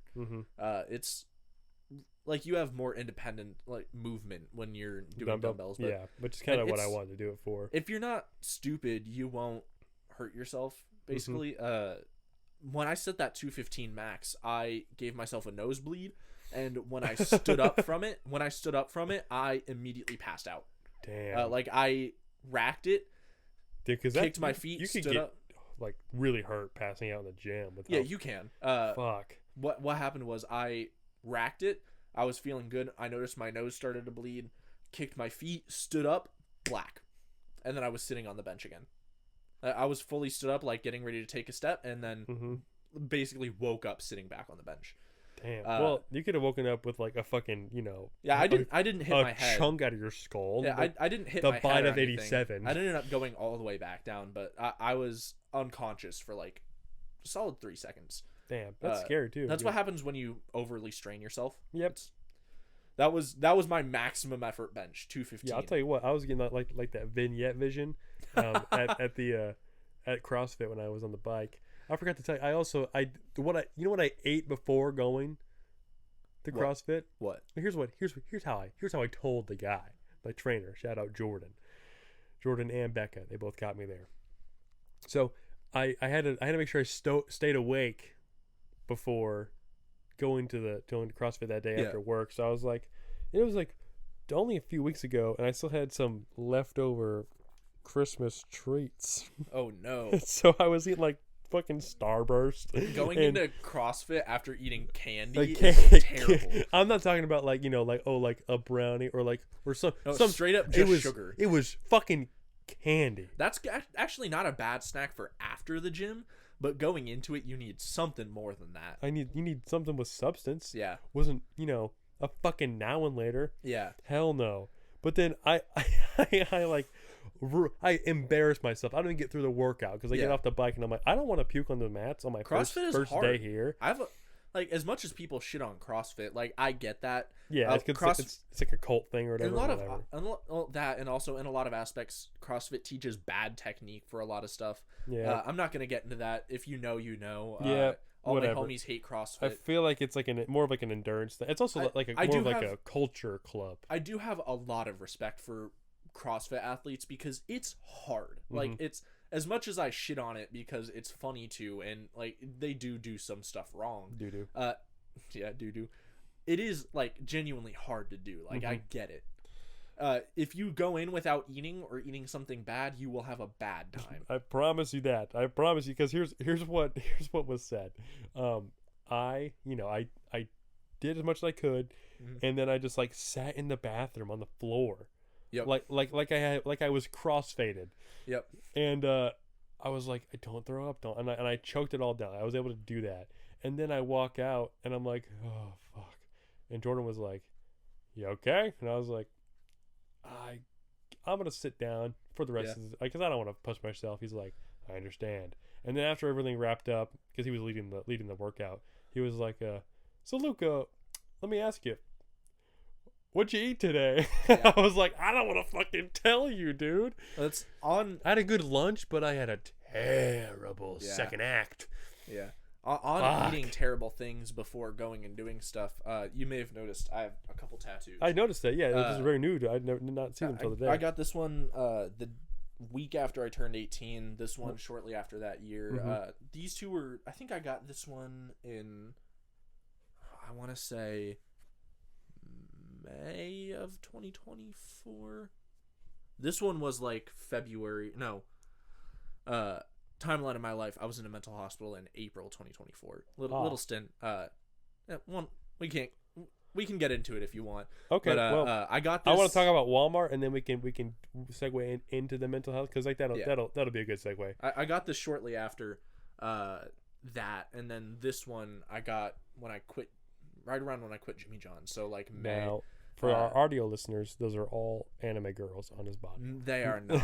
I have a scribbly semicolon, like a kabuki brush style ampersand, and then 2 tarot card designs. I have the Fool and the Hanged Man on my arm. They caught my eye. They're very cool on his arms. Very nice. I like them. But I was just like, you just kept saying this one. I'm like, everyone listening to it be like, oh, cool. What? Nice. That's awesome. I love this one. The full body anime girl tits out I have on my back. 2 different kind of nipples. I can do whatever I want. My body, my choice. Her body, her choice. She had 2 different nipples, different colors, same size, different nipples. When I got this one, my first ever tattoo, can you guess what I ate before I went into it? For reference, tattoos, you're supposed to eat like a good meal, like a solid meal, good amount of protein, good amount of like electrolytes and minerals that'll like keep you up during the tattoo. I see. Like a couple hours before, and also stay really well hydrated. If you're dehydrated during a tattoo, you'll pass out. Can you guess what I ate before this? Was it Starburst like me? No, it was worse. Was it like a Jamocha shake from Arby's or something? No. Was it heroin? What happened? I ate like a whole cookie cake? Before I went into this tattoo, I had a singular slice of pizza that had been sitting out for 26 hours, unrefrigerated. That is some good pizza though. I'll tell you what. I'll say that much. That's some good shit you had. And a mouthful of chocolate syrup straight out of the fridge. Well, that was all I ate before I went in for my first tattoo. And you were how old? Like 18. Okay. You're an adult. You're hadn't drank Darwinism, dog. Hadn't That's drank crazy. any water for 14 hours. And I drank a Dr. Pepper on my way in. Well, of course. It's good for the soul, right? Yeah. I'm gonna be real with you. Dr. Pepper is the only reason I haven't killed myself now. Well, I drink zero sugar Dr. Pepper. Shout out Zero Sugar homies. I've lost like 11 pounds in the past couple months. That's just crazy to me. Zero sugar. This is Baja Blast Zero. Like, Baja audio Blast listeners, Zero is not bad. Yeah, I think I like the taste better than regular Baja Blast at this point. Because I've been on Baja Blast Zero for like 8 months now. I just like it more. Mm-hmm. Audio listeners, I have large Baja Blast Zero light ice from Taco Bell. You might have heard it a few times. If you heard any ice sounds in the video, that's me sipping on my nectar. Mm-hmm. For those who don't know, I have my dead billionaire flavor of liquid death. It's Dude, I love that one. It's fucking great. It's. Do you know the origin of the name? Probably Arnold Palmer. Yeah, the Arnold Palmer estate sued Liquid Death over the name. Really? Yeah. That's awesome. I love it even more now. I love Liquid Death. It's low calorie. They look really cool. Yeah, I love. I save all the artwork from the boxes. I'm like stacked over there by my TV. Yeah. They're really good. I really like the lime flavor. That one, it hits for me. I don't like do you sparkling want one? Water. Maybe after this. I kind of gotta piss. I don't want to have to get Here, up. let's pause. Let's pause. Yeah, no, we got time to pause. I'll go say hi to my mother. We'll be right back, guys. All right, we're back, and Quinton just said something very. Shit! I lost my phone in the chair. Oh, there you go. You're good. There we go. Quinton said something rather interesting to me because we both worked at Walmart. I knew that. One of my first days, I think. Yeah.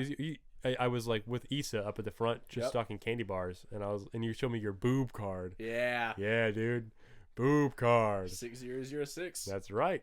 Lowercase b, uppercase O, lowercase b. Yep. Boob card. I love that card. Great. And then also what you could do sometimes if you like cover it in like the right way, you could cover a boob, and you could it says associate on the bottom, so you can make ass as well. Yeah. I'm like, you fucking sneaky little pervy little bastard, Sam Walton, from beyond the grave. You don't even know what's going on. No, you said you worked at the College Mall. Chipotle.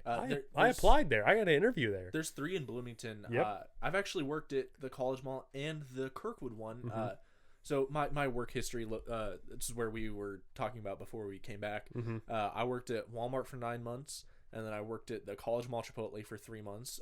Very shitty job. Not all Chipotles are like that. That one's particularly bad. And then debilitating knee injury. We talked about that earlier. Yep. And I took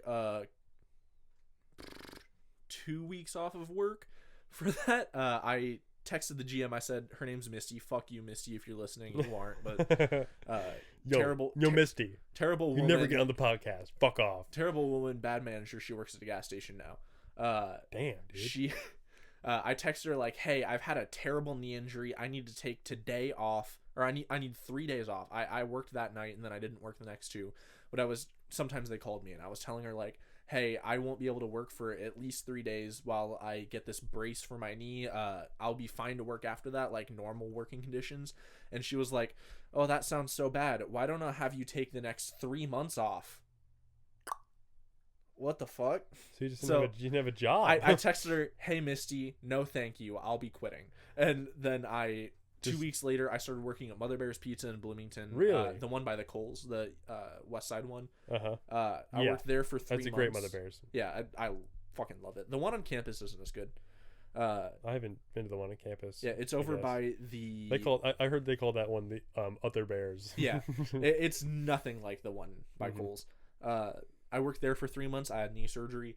I took like 6 months off of work. I was on medical leave at Mother Bear's. I was a part-time employee. I was like, hey, I'm having knee surgery. What can we do about it? They put me on medical leave. I didn't get pay for it or anything, but like it was basically, you still have a job here. When you're ready, come back. Huh. I ended up having to take 6 months before I was like ready to come back to work. I could have gone back sooner, but for like my own well-being, I decided to wait a little bit. I texted them, gave him a call, said, hey, I'm ready to come back. What can we do to get me back on the schedule? And they said, you got fired while you were on medical leave. You can put in an application, but I don't think we need any help in the kitchen right now. What'd you do at Mother Bear's? I was a cook. I worked in the kitchen. Not what you want to hear. No, definitely not. And then I ended up... You went... well, we fucking terminated your ass. Yeah, while you were hurting. They didn't give me any notice. Fuck, dude. They just kind of fired me and didn't tell me. I think I still have access to one of their scheduling spreadsheets. What's that gonna do you? Yeah. Then I worked at Five Guys in Bloomington, the one on Kirkwood, for 2 months. Terrible job. Wouldn't go back to it. Love the people there. There's a Five Guys in there's two. There was one on Kirkwood though. Yeah, it's right across from the upstairs. You know, like ZNC Canes. It's right across. Oh, yes, I know. Yes, Right next to Nick's English. I went there over the summer. Yep. Not.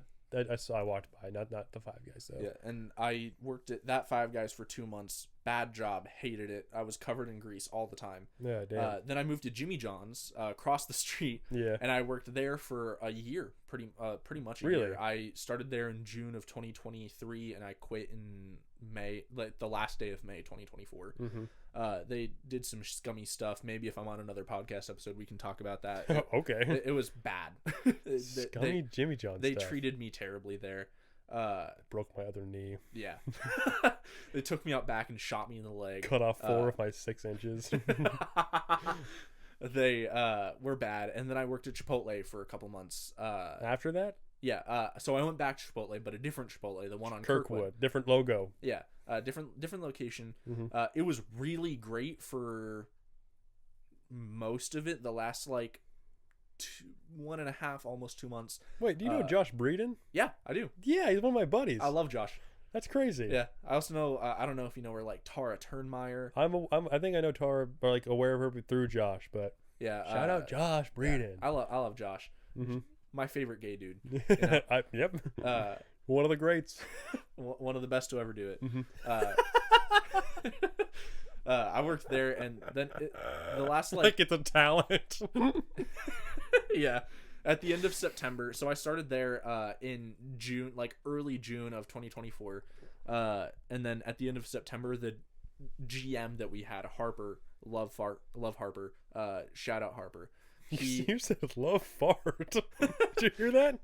Don't worry. The listeners heard it. Love Harper. A lot of Snickers over that. Love fart. Love like you had a tick. I think I just didn't. So you said Chipotle and then to where? The first time or the second time? Chipotle? Second time. The second time, I left there. I had a knee surgery. Came back. Worked there for another month. Then left for knee surgery. Never went back. Still looking for a job. If you want to hire me, call out. I had. So what? So let's just recap. Yeah. All right. So I was there with you at Walmart. Yep. I worked there for 9 months. I was there for. I was 16 when I worked when I was So all of 17, I worked at Walmart. Yep. But I had just turned 17. Mm-hmm. Oh no, sorry, I was almost 17 when I started working there. Yep. But, so we had plenty of overlap, and so we'll talk about Walmart. I think I started before you. You had to have. I started October 2022. I started June 2022. Was it 2021? I just turned 16. Yeah, so you were because I just got I got my license and I got that job the same day. I'm trying to. Yeah, it would have been 2021 then. Mm-hmm, I started October 2021. That's crazy because we're like we're getting through the decade. Yeah, we're now. like 6 months apart. Yeah. But yeah, like, it's just funny how it's like because I feel like 2021 was like, it's just a year ago, but it's like no, it's been a while. Yeah, it has been a while. But yeah, but so I have applied to 3 different jobs in Bloomington. Yep. 2 of which were Chipotle's. I tried to apply. Don't work there if you can avoid it. Yeah. It's not great. Like the free food's good, but it's not that good. Yeah, well, here's the thing. My buddy, Wesley Copus, you know him? I know of him. Okay, well, him. I didn't know if you worked under him or something while you were there. He's one of my guys. Macy's older brother, one of my ex-girlfriends. Yeah. He played drums. He did jazz drum set for a jazz band. It was a crazy good quad player. He did quads in DCI. I think he still teaches. Smart guy, good dude. Yep. Speaking of side pedal nose, Wesley got a fucking beak on him. Good, sexy ass beak on this man. But no, anytime I go, if he's working and I go to one of his Chipotle's, because he's like a manager of some sort, we're always like, it was always a big deal. So I'll get like the 50% discounts every now and then. But while I was dating Macy, Wesley gave me his Chipotle hat. It's in there right now. I have 3 of them. You have 3? Oh God. I also have a Jimmy John's hat and a Five Guys hat and a different Jimmy John's hat. Do you have any Walmart hats left? Actually, I don't have any Walmart branded. I have 4 Walmart hats. I never got a hat when I worked there. I had to fight for it. I had to talk to Karen about it. Yeah. But Karen hates me. Oh really? Karen she calls me her favorite Luke on earth. In between there, before I started at Five Guys after I had knee surgery, I actually almost ended up going back to Walmart. I talked with Coach Mike. He said he would be super down to hire me on. I love Coach Mike. Daddy Mike. Michael Narkey. Father Mike. This looks just like Tom Segura. He really does, but he's Irish. I talked with him. I saw him like in Walmart one day. I was on crutches. I was like, hey, when I get back from knee surgery, I'm looking for a job because I just found out Mother Bears wouldn't take me back. And he was like super down to hire me back on general merchandise side and like electronics or lawn and garden, one of the two. Yeah. So I understand. And he told me like on his end, he was super down to have me. Like he has hiring power there. And he told me to just talk to Karen, tell her what we talked about, and I called Karen and I spoke with her and I was like, hey, I talked with Mike, and she was like, I know, we won't be hiring you. Damn. Karen hates me for some reason. I have a little backstory with Karen, actually. Not me. She's been working at Walmart for 30 years. Yeah, she's like everyone's boss. My dad grew up in my mama's house, which is 2 houses down from where I live now. And Karen was his neighbor's ex-wife when he was a kid. So like 40 years ago, she was my dad's neighbor's ex-wife. So she knows my dad and my family. So were they married while they were living together, or like? Yeah, they were married and then they got divorced. Okay, I see. Point. All right. Yeah, so she knows like my dad, she knows my family. I think another reason she might not like me is because one of my siblings worked at Walmart, and I'm trying to think about how to go through this with decorum. Attempted sewer slide on the clock at work. Holy shit! It was a whole thing. Wow, that's my family. Maybe we can talk about that if I come on again. Yeah, damn, dude. It'd be a darker episode next time. I think that's part of the reason Karen doesn't like me that much. I tried to go back. Because you're a liability, genetically. Yeah, I was really fucking good at my job. Like, yeah. I knew you knew your shit. You're a smart man. I knew every department except for OGP. Like, I didn't know how to do online grocery just because I was never over there. Exactly. I worked in lawn and garden. I was really good at my job. My manager cried when she fired me. Damn. Yeah, and why'd you get fired? Yeah, I got fired because of football. Technically, it is illegal how they fired me. I started playing football. I was already in track. I didn't have an issue with my track schedule. School ended. I was supposed to be moving. I was going from like 20 or 25 hours a week to like 35 or 40 during the summer. I said, hey, my boss, her name was Charity. I remember Charity. Yeah, Charity. I love Charity. I gave her my football schedule. I was like, hey, I'm going to be doing football. I'm not going to be available to work these days. She was like, all right, talk to Mike. I talked to Mike, told him the same thing because he was our GM side coach. And I talked with him. I like told him when I wouldn't be able to work. He said, all right, we should get that figured out. Talk to Karen. Told her, I went all the way up to Jane to Karen, and I was talking. I told her like, hey, I'm not going to be able to work these dates.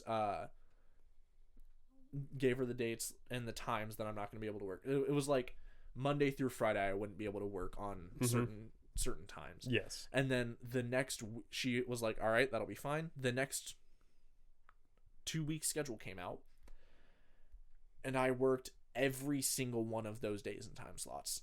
And I told, that's so fucking frustrating too. And I wasn't gonna miss football because of this bitch ass manager that didn't make the schedule right. And I told my boss, Charity, like, hey, I won't be able, like, if I do football and also try to make these shifts, I'm gonna be like 30 minutes late to each of these shifts. Because I got out and you're gonna smell terrible. I got out of football at like 11:30, and the shift started at like 11. And I was like, hey, I'm gonna be late to these. What should I do? She was like, it's all right. I'll talk to Mike and Karen. It'll be fine. Just do your football and then come to work. And after the first week, I got taken into the firing room. And I don't think I've ever been in there. It was the one across from what used to be Tina's office with the armchairs and stuff. Okay. That's the firing room. I got sat down with Mike and Charity, and they were like, hey, we really don't want to do this, but Karen is making us. Shit. I had one disciplinary infraction, and they were like, you have one disciplinary infraction and you have had tardies all this week. We have to let you go. And they fired me, which is illegal because it was interfering with a school activity, and they had ample notice. They had more than a week's notice of when I would need exactly, because whenever you get a schedule and you did as you bend over backwards to make sure that everyone knows what's going on, and they're like, well, how about we make everything conflict with that as much as possible? Yeah, it's like, what the it fuck? Pissed me off when it happened. I don't know, maybe because I know how to charm older women. I just since I've been like 16 or 17 and so on, I just have had that muscle in me. And so Karen and I got along real well. I also know her granddaughter Molly and Jaden, of course. I don't really have an issue with Karen. I don't. Yeah, it's just she doesn't like me. I actually had her be one of my what do they call it? Whenever like references. References, yeah. When I got my job now, she graciously did it. That was good. And so I had so many different schedule changes. I did like maybe 4 or 5 throughout my working there for like a year and a half, and they always worked out great. I was even one time I like left work, like I took like a 2-hour long lunch break or something like that, so I can go play a gig with my old cover band at the fucking elderly home, Grand Valley, down the street. Across the street, yeah. Yes. We did that twice. It's so fucking weird that we did that, but I don't know why they had such an issue with my football practice, but I don't know, man. Oh, I forgot. There's one job that I still currently have that it's like I'm a ref at an airsoft field. Say it one more time. I'm a ref at an airsoft field. Oh. I referee airsoft tournaments. The one in Greenwood, like up on the way to in Martinsville. It's called SXL. That's the league. Is it where Marsh used to, like on that strip? No, it's the big ass gray building on 69 South, like just off 69 by Old State Road 37. I guess. Big ass gray building. There used to be a motel there. Okay. In that gray building, there's an indoor soccer field that is an airsoft field. A couple of months a year. Oh, I did not know that at all. Our first tournament is in, I think, April or May this year, and our last one's going to be in November. That's fun. I went to Florida for it. I went to Florida and Missouri for it last year. Like, it's to be a ref. Yeah. So with your fucking knees. I ref for a league called SXL, Speedsoft X-Ball League. We are one of the biggest Speedsoft leagues in the country. Damn. I did not know that at all. Yeah. Shout out my boss, Ethan Terrell. father figure in my life. Love him. Great man. He was in the Air Force for 8 years. I almost said Semper Fi. That is the Marines. Oh, that's the Marines. Yeah, Semper something, man. Yeah. Semper Fi, FIFO, fum. Yeah, it's I don't make a ton of money. I made less than $600 for it last year, but yeah, it's a big part of my life. That's cool. Well, sorry I don't have a good relationship with Karen, the big K. So what was your, I guess besides Karen, like what was your biggest problem with that job? I just hated what it did to me, like, mentally. I'm like, because I would go in there just fucking upset all the time. It was partially I was having like a tough time in my life at the time. That was the first time the first when I was working there was the first year that I ever like struggled with suicidal ideology, stuff like that. I see. I got really depressed. That made it hard to show up to work, but I loved the amount of money that I made from it. I made $12 an hour, which that was nice to a 15-year-old. That's a pretty good amount of money. You're like, fuck, that's a lot of baseball cards. Yeah. I actually and I know where to buy them. I worked in lawn and garden. I actually really loved my job over there. Like selling grills was my big thing. I was really good at that. If somebody needed to buy a grill, I was the guy they sent to do it. I loved that. I loved doing the outdoor work. At the time I was working out constantly. Like so you get sunlight out there. Hell yeah. I really liked that during the winter, like moving Christmas trees and managing. Like it was a great job in lawn and garden. I hated toys. Toys was part of lawn and garden for pretty much the entire time I worked there, and then it got moved into sporting goods. It became part of sporting goods. That makes sense because it's the same fucking section. Yeah, it made no reason why it was seasonal lawn and gardens. But I hated because if you put a wall, like a curtain down, like during seasonal shit, all the toys would still be there. Everyone on Earth who's been to Martinsville knows exactly where the toy aisle's at Walmart. It's a spot. It's a hang L36. spot. Yeah. That's another reason is the toy aisles are part of the L aisles, and that's sporting goods. Yeah, it is sporting goods. Yeah, it all phases together. The L1 through L18, that's the toys, bikes, and then L18 to 36. The bikes are in the middle of all that. Yeah. So yeah. Well, bikes was part of lawn and garden. And I hated doing toys. So many listings. It sucked to do. It sucked to organize. People trashed it constantly. People stole from it constantly. All the time. Because there's, for all of you Martinsville listeners, there's no cameras in the toy section at Walmart. They can't see anything you're doing there. If they catch you, it has to be someone saw you do it.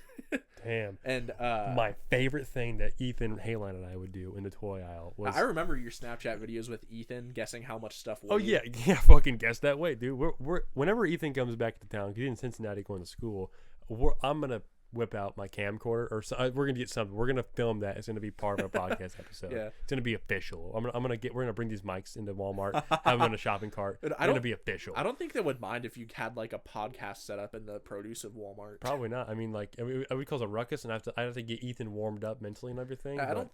If you didn't like disrupt anyone, I don't think they would care. Yeah, it should be fine. But what Ethan and I would do, there's a guy, I forget his name. We called him Sam because that was like his actual name, but he went by a different. It was a ginger dude with a beard. Oh, I know who you're talking about. I forget his name. I don't remember his name either. Fucking whatever. But he was a little shit patrol officer bullfucker. We didn't like him at all. So what Ethan and I would do on our breaks, he'd be like, "Want to go fuck with that guy?" And so we'd strut from one side of the store all the way through the apparel, all through the ambient A aisles and everything, and then we'd go to the basketballs, and each of us would grab one, and then we'd count down from 5, and then on 1 we'd slam those really hard, and like just once to get him alerted from like the paint, and then he'd like walk over and be like, "What's going on?" He was like 35, like so like, middle-aged dude, like no, I guess not middle-aged, but like I interacted with him a lot. Fuck, he was just despicable. And then apparently he like broke his back, and then it was really, he couldn't work anymore, and it was super fucking sad. But I forget his name though. But fucked. Like the toy, like working for the toys sucks, but it's hanging out whenever you're just a civilian. Yeah, hanging out in toys, that's where you hang out. Yeah, dude. Also, because there's no cameras, they can't see you doing illegal shit. Also, they took away the arcade. You saw that? Yeah, there's still an arcade sign, but there's no. But there's nothing in I there. mean, no one was using that shit anyway. I get it, but also like let it be there for nostalgia. Damn. Yeah. What the hell? It's just the blue room now. My other least favorite part about Walmart was I was in a very customer facing position because there were only like 4 lawn and garden guys. So if I got stuck with customers a lot. Yeah. I love that about my job now. No customers at all. Yeah, it's very nice. I long for that.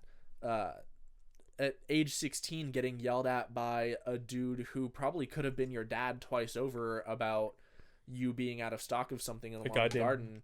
George Foreman. Yeah, I got screamed at by multiple like middle-aged men. That sucks. About stuff in lawn. Like, I'm sorry your wife won't fuck you anymore, but coming to Walmart and yelling at a 16-year-old about the hose fitting you want being out of stock is not how you deal with that. Hose fitting in my back seat.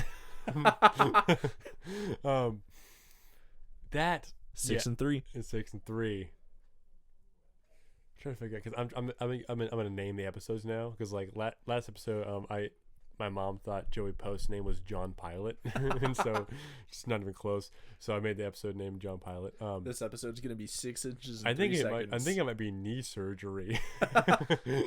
When knee surgery is tomorrow. I think I might. Yeah, I think I might call it when knee surgery is tomorrow because it's so stupid. I hate that meme. But back to customer service though, because I enjoy, because I would have like these, I'd always have like these like stupid jokes. I kind of forget all of them, but in any place I work involving customers, I'd have some sort of like just fucking slapstick humor bullshit I throw at all the customers. But I think I remember one, like for example, I worked in OGP, which stands for online grocery pickup. Yep. So it takes OGP best section in Walmart. I don't know. I mean, I certainly didn't fucking love it after a while, but then I didn't work in any other department though.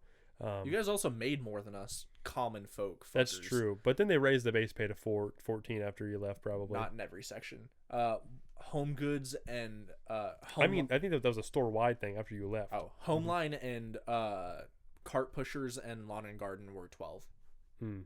Yeah, because it base pays 14. And then I got a 2% raise when I was working there, so it was actually $14.28 when I was leaving. I got a 2%. I went to $12.21, I think. It's fucking slap in the face. I'm like, really? Yeah.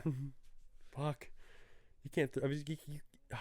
And it's like when you're working in a world of cents, and it feels like something, because like when you're only working 20 hours a week, that extra 21 cents an hour can add up. Mm-hmm. But that 21 cents an hour isn't even making up like what you would have been paying in taxes from your gross before the raise. Yeah. And to call it a raise, it's barely anything. Yes, just call it like, hey, we gave you a little extra.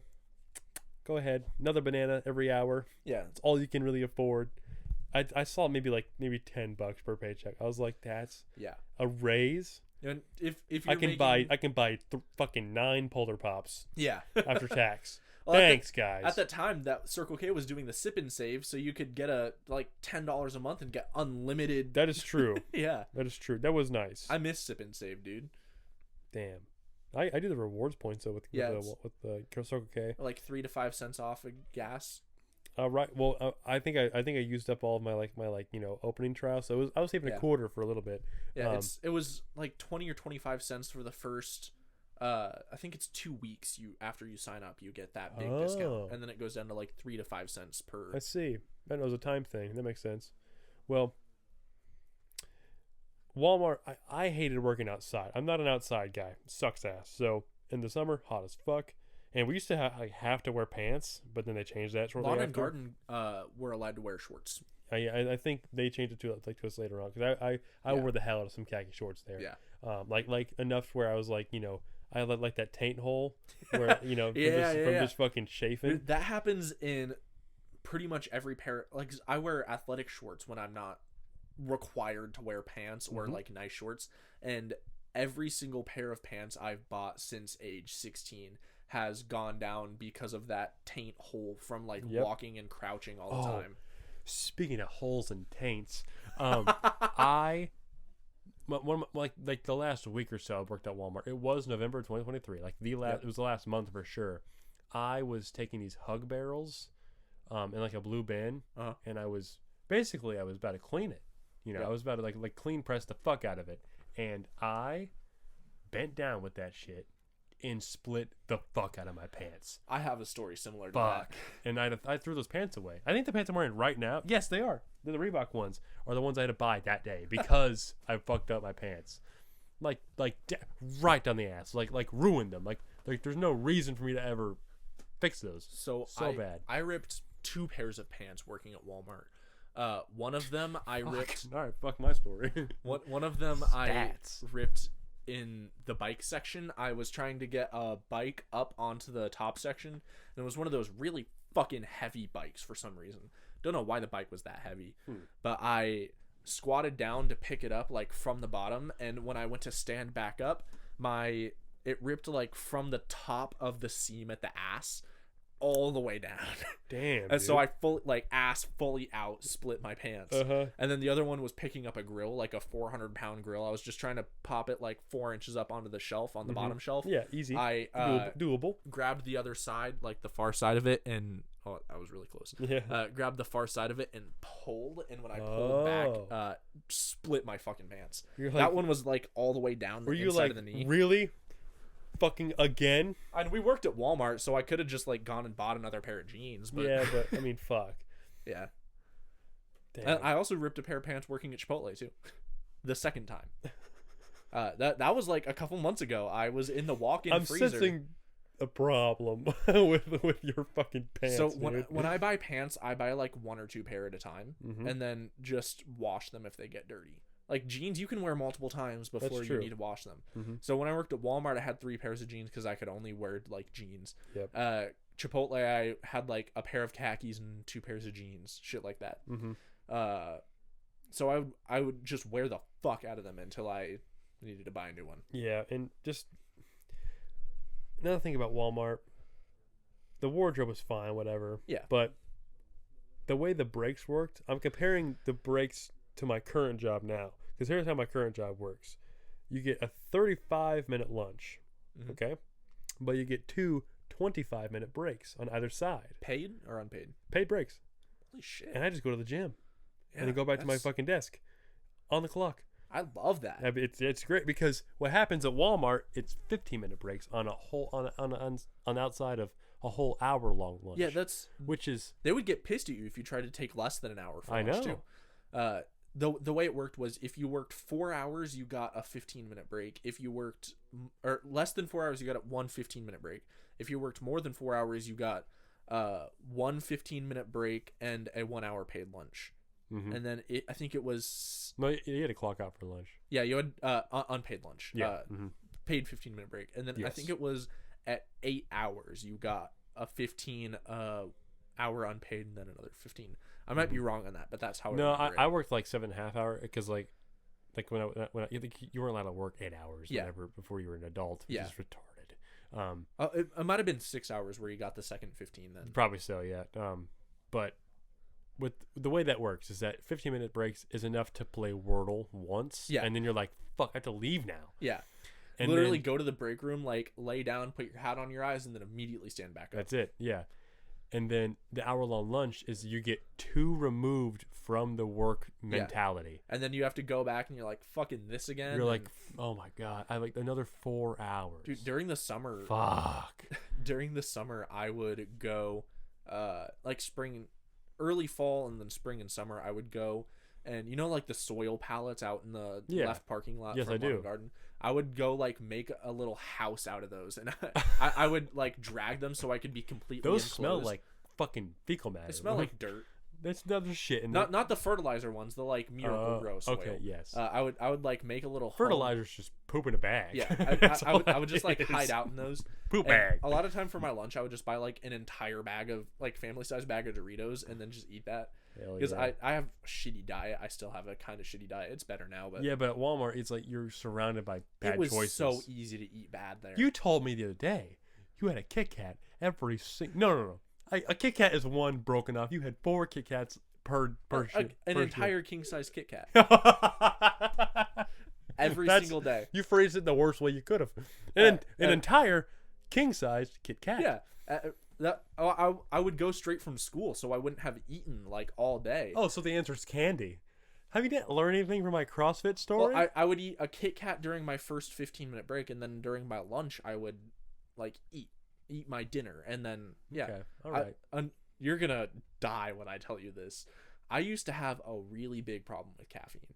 I haven't really been drinking caffeine lately. Good. I drink like maybe 3 energy drinks a week, and that's like on the high end for me.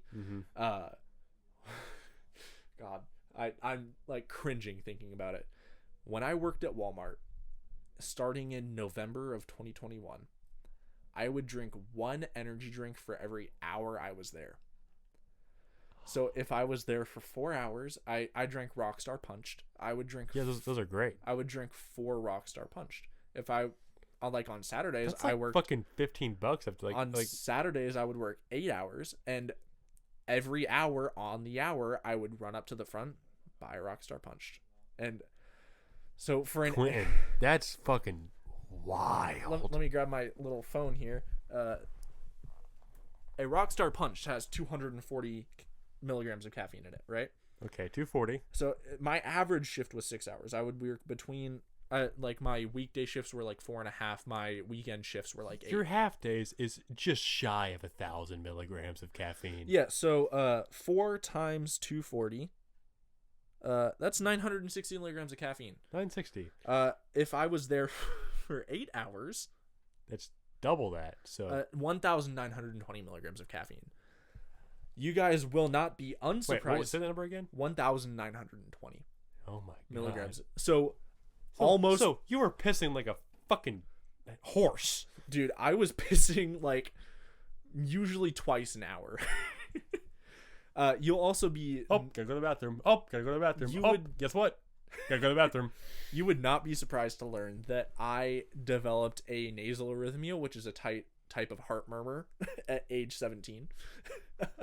I didn't quit caffeine until I turned 18. And I was close to that consumption for pretty much the entire time. So I started drinking energy drinks when I was 15, right before I started working at Walmart. I stopped when I was like 18. The fact I'm alive, able to drive. Yeah. I already that had should be illegal. I already had a tremor before I started doing that. When I drink caffeine, my tremor gets a lot worse. It's now it makes sense because every time I run into you at work, you'd be like, I couldn't shake you off. So I was like, I gotta go, bro. I gotta go. What? That was also, I was super fucking depressed and unmedicated. Well, now I feel bad for making that comment. No, you're fine. Like I realize in retrospect, it's kind of funny. Like it's absurd. You were drinking the Rockstars for endorphins. Yeah, that was how I survived. I understand. All right, that makes a lot more sense now. You weren't just like, well, I have independence now. I can. Yeah, no, that was how I like ensured that I would make it through. You probably affected the way they were buying those Rockstars. Yes. For our fucking location. Yes. Like fully. So in a week, you would have had 40 of those. Yeah. 40 of those. Yeah. It was a problem. You could fill a backpack with empty cans. Maybe. Yeah. It was a real problem. Like legitimately looking back, that was one of the worst things I've ever done. And like it's an experiment for sure. You guys on the podcast, you're learning a lot about me today. I have very bad depression. I struggle with that. I have really bad anxiety. I'm autistic. When I was 7, I started hallucinating. And this past year, finally figured out I got diagnosed with schizoaffective disorder. I hallucinate. Was it God coming down saying there's a Rockstar shortage in your body? No, it's not. You need quite. to fill it with fruit punch. I usually don't have fully voiced aural hallucinations. That's what hearing hallucinations are. Aural, like AURAL. Okay. It's just like whispering and shit. Like I'll hear like pss, pss. Banging and creaking that isn't there. I'll hear like footsteps that aren't there. I also suffer pretty badly from. I suffer with hallucinations with all 5 senses. So touch, hearing, taste, smell, and sight. Is that blue cheese? That's taste hallucinations are really weird. Imagine you get blue cheese hit with all 5 senses. You're like, and it's just not there. You're like, why this? Those are the ones that I have least often. It's more like you'll have like flashback to a memory, or you'll like think of something, and then if it's like sometimes not even food related, like you'll taste the thing you're thinking about, even though you aren't actually tasting it. Green Jolly Rancher. It doesn't. I can't do it on command. But All right, how about Rockstar Fruit Punch? Your mouth knows what that fucking tastes like. I know what it tastes like. But Okay, it's not. It's how more many like, ounces are in one of those cans? 16, I think. 16 times 40 is what? A lot. 640 ounces. Yeah. All right. Yeah. 16 times 4. Yeah, 640 ounces.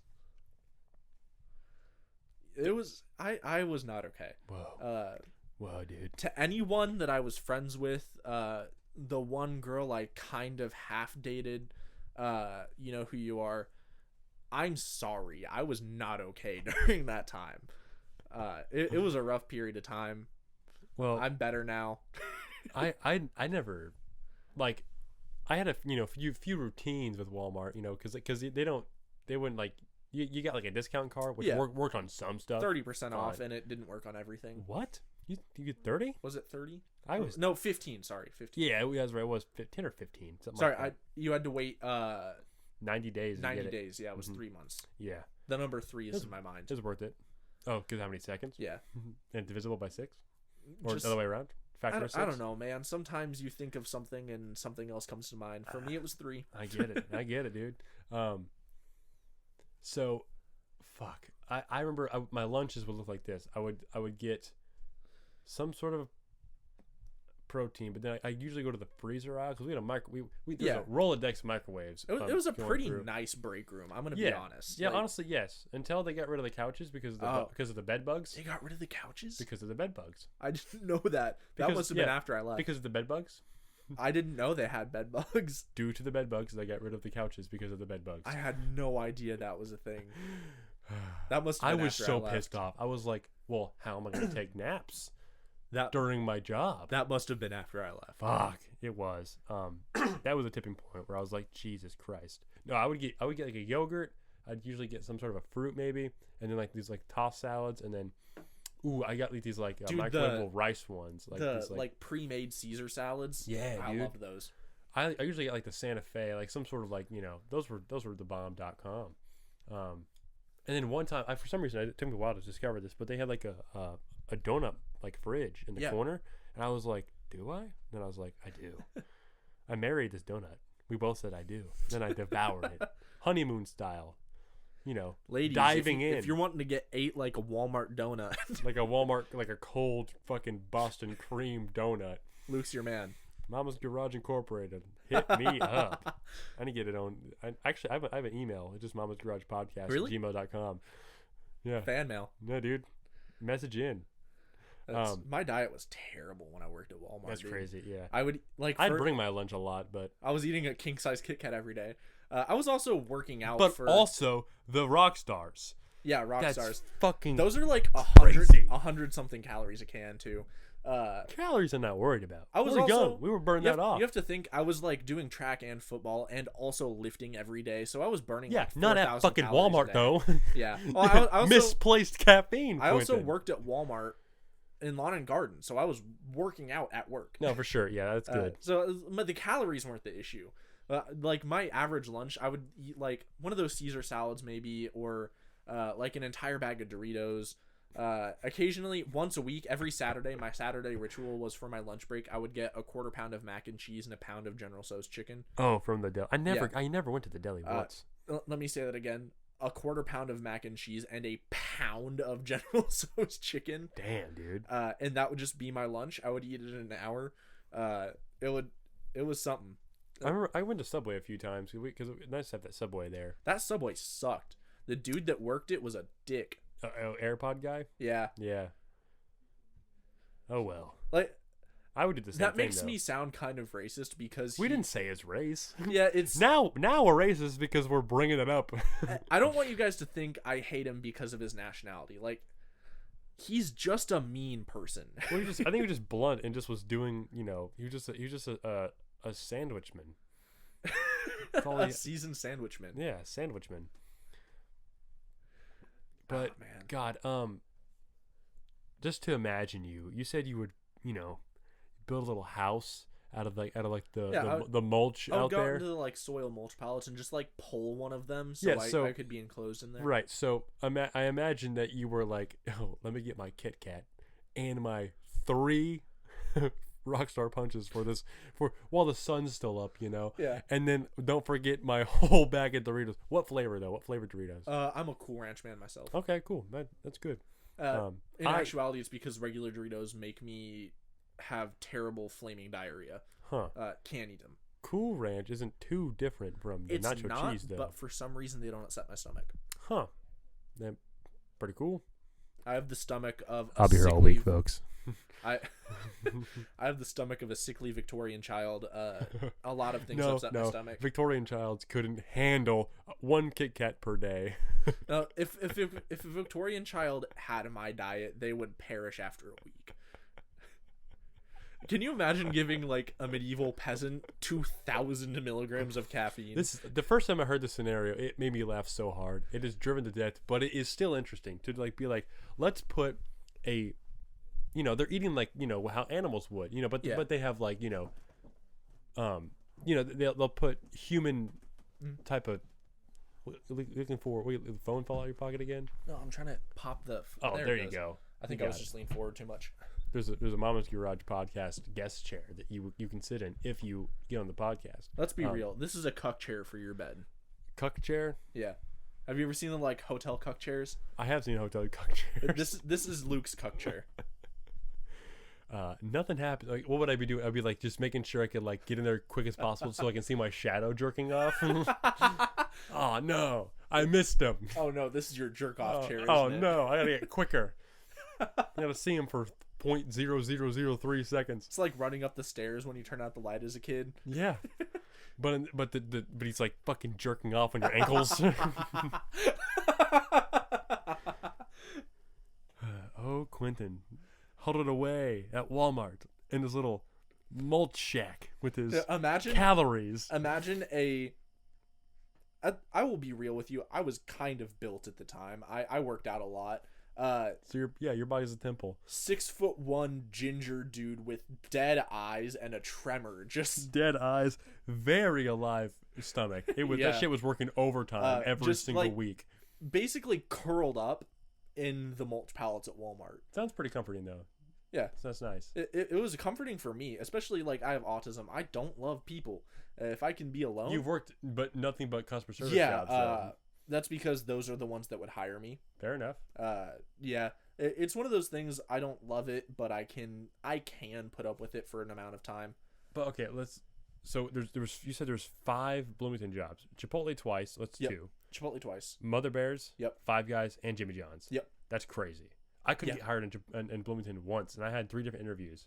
So keep in mind, the first time I worked in Bloomington, I was also 16 years old. Yeah, dude. So I was like friends with college. I didn't really have a lot of friends in Martinsville. Like I had friends, like school friends. Yeah, but they all called you gay. That sucks. When I quit dancing, that kind of stopped. But I didn't really have any close friends in Martinsville after like my sophomore year, because I like moved out to Hammonds. I really like my only like friends that I say I would have in Martinsville. Pretty much none right now. I mean, like I'm friends with you, but that's kind of peripheral. We don't talk a ton. No, but we do. My Snapchats will initiate. Yeah. What after the show? Like this is now we can talk. It's plenty of things I learned about you. I haven't seen you in person in like 3 years. I know. I didn't know you had tattoos. Or you grew 6 inches. Yeah, it's I don't really have any like close personal friends in Martinsville. All of my close personal friends were like college students in Bloomington when I was 16. Yeah, damn. But I mean, that's a lot of different places. Like though. when I was 17, my best friend was 22, going on 23.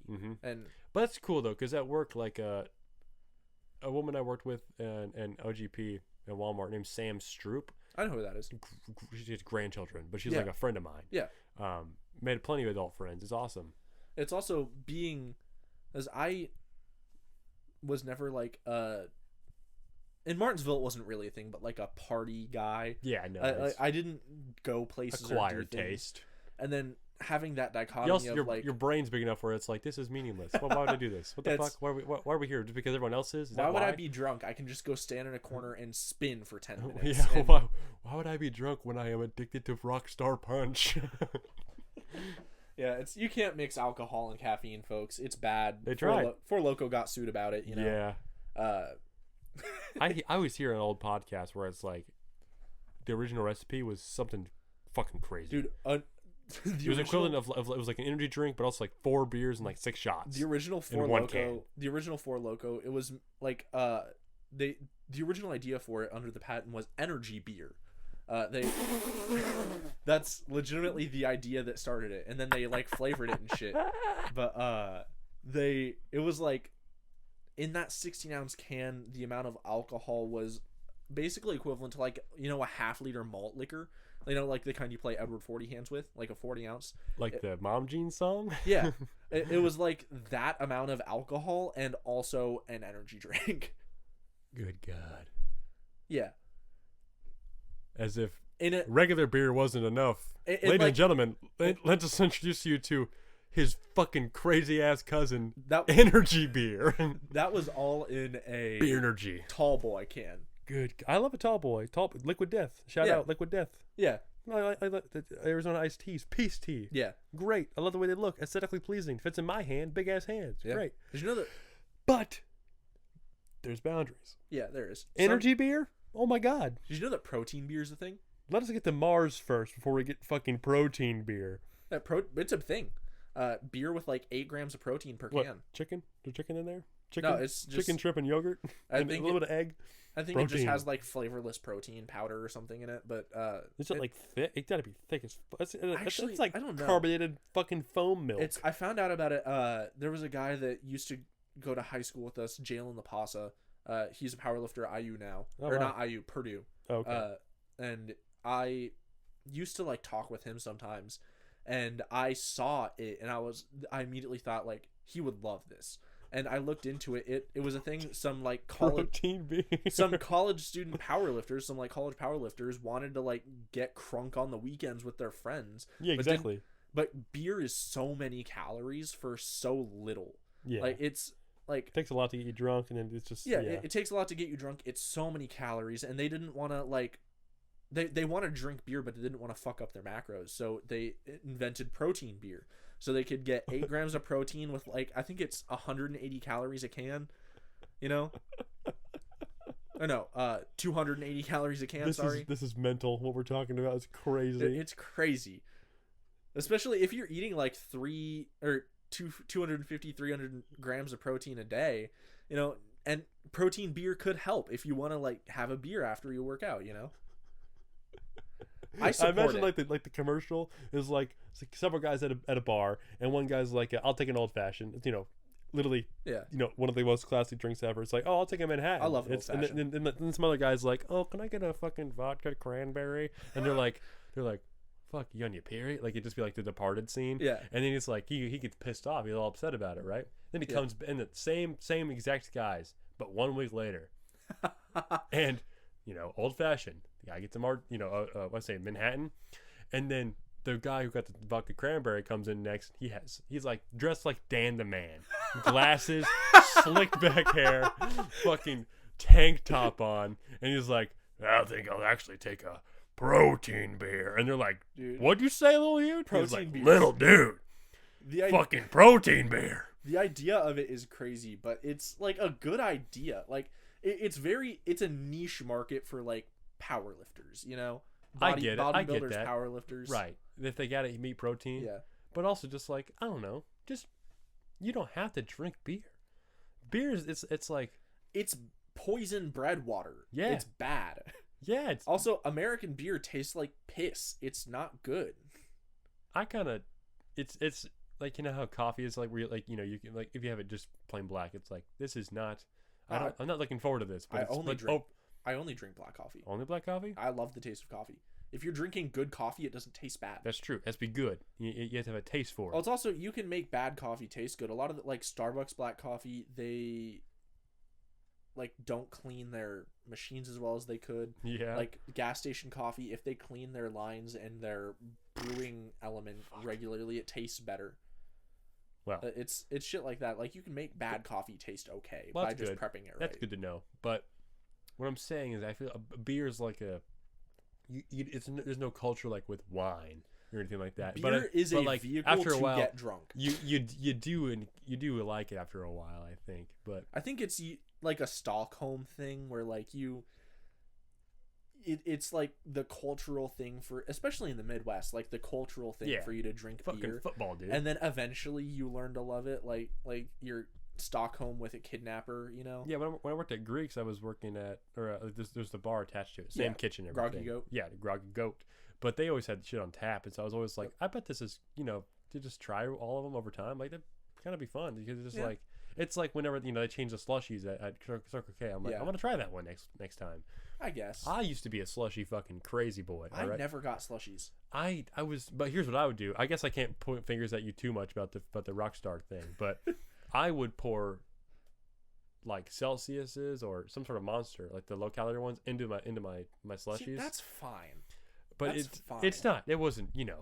I wasn't like, oh, I'll have a salad and I'll have one of these fucking sugar bombs. It's not great. But I do that before I go to the movies, or I watch movies with my buddy Reese, and I'd piss some vicious amount of liquid. It'd always be clear though. It'd just go right through me. Yeah, it's my piss got under control after a while detoxing from energy drinks. Recently, did it like have like did the Flying Dutchman come out of your piss every time? Like you get to know him. Like it's like you piss 16 times at work. Yeah, you're in the bathroom more than any other place in the building. No, not. I wouldn't piss that much every day, but at a maximum. You said twice an hour. At a maximum, it would be like twice an hour. I wouldn't piss that much all the time, though. It also depends on like how much I drank outside of work. Like if I was well hydrated, pee a little more.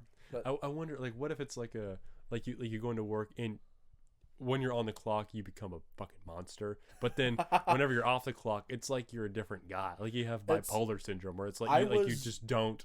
Very depressed, and as soon as I would leave work, I would be just unpleasant to be around. I see. I was. Again, I'm sorry to anyone I interacted with or was friends with in that time. I was not good to be around. I think people will understand. It's it's like, some things are excusable, some things aren't. I was a raging asshole. I said shitty. I said shitty things to people constantly. I was a bad friend.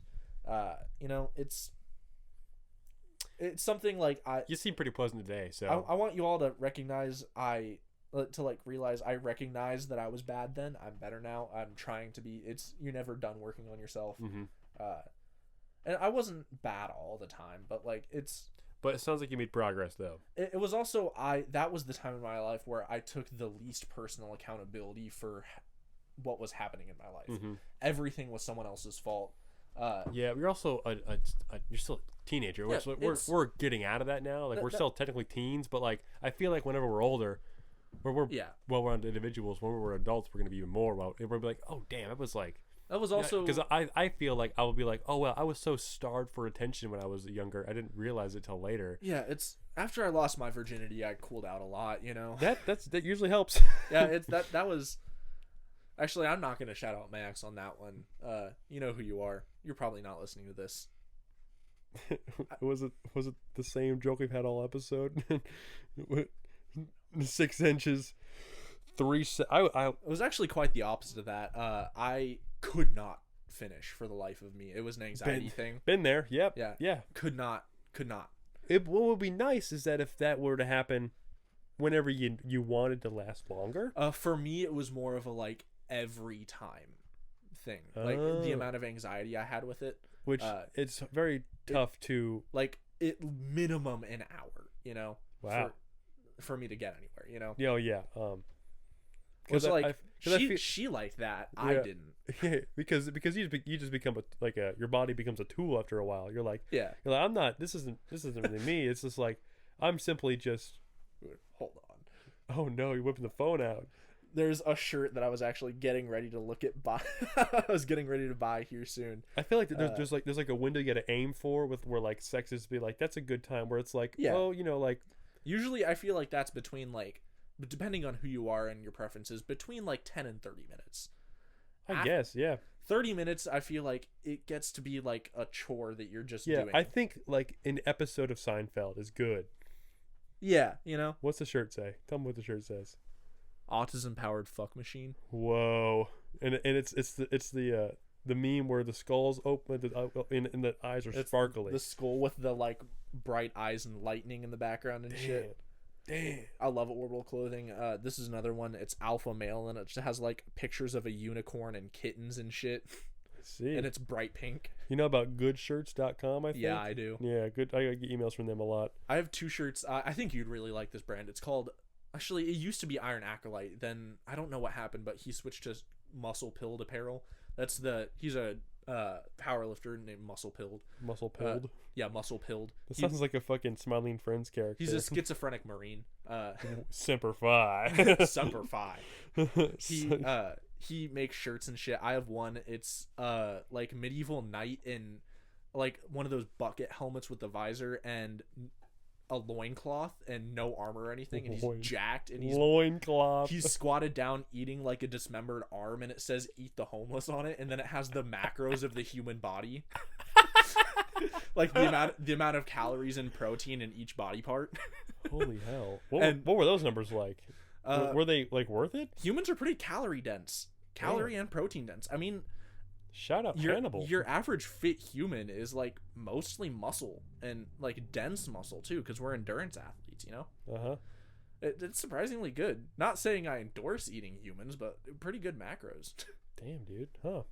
And then the other one is like full on like crusade knight with the like bucket helm and full armor, and he has an AK-47 and it says "Modern Problems, Modern Solutions." Yeah, dude. They have a ton of really fun shirts. That's great. That's fun. One of the only shirts I ever bought off like an Instagram ad was this Paramore shirt, where it had the "It's Always Sunny in Philadelphia" characters on it. Yeah, dude. I know exactly the shirt you're talking about. Yeah, I bought that. It's in there. I actually just folded it before you got here while I was doing laundry. Yeah, dude, I wore that shirt to a comedy club. That's actually at the Comedy Attic in Bloomington. I love the Comedy Attic. Who have you seen there? I actually haven't sat through an entire show. I used to deliver Jimmy John's there sometimes. Oh. And I would get to listen to like 5 minutes of a set. Really? Huh. I also delivered to Night Moves in Bloomington sometimes. Shout out strip clubs.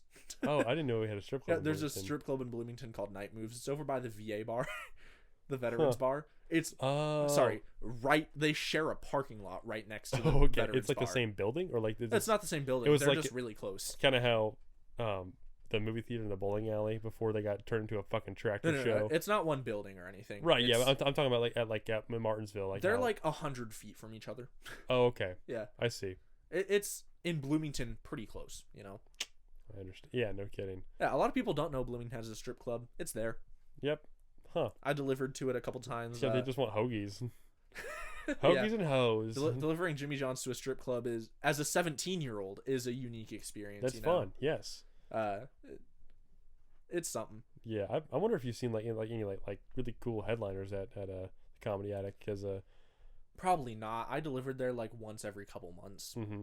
No, it's a really cool place though. It's a cool environment. Mm-hmm. And some pretty big names will roll through there. Like there's not this weekend, but the next weekend, Michael Longfellow's coming. No fucking way. From the SNL. I'm really into comedy, by the way. Like, really? I don't know if you know that, but I love Michael Longfellow. We should go then. Dude, I would love to. I'll figure out what days and we can make that shit happen. That'd be very fun. Yeah, that's crazy. Yeah, because I love taking people who have never been before. I go there pretty often. Because you said we should go together, I feel like this is a personal thing with Luke and I. I should clear this up. I really wanted to go to games we play in Indy with you, and I forgot until the day before after telling you that I would go with you. Fuck. And I forgot to buy the tickets. My ticket. And I just forgot, and then I felt so bad about it that I just never mentioned it again. I had a great time. Yeah, I saw you had a great time. You posted about it a lot. Yes. I felt so bad about that. Yeah, you know what happened, right? Yeah, you got to play on stage. Yeah, dude. It was the coolest thing I've ever done in my entire life. That I'd gone so fucking badly. We would have been like these two big monsters though in the front though. Yeah.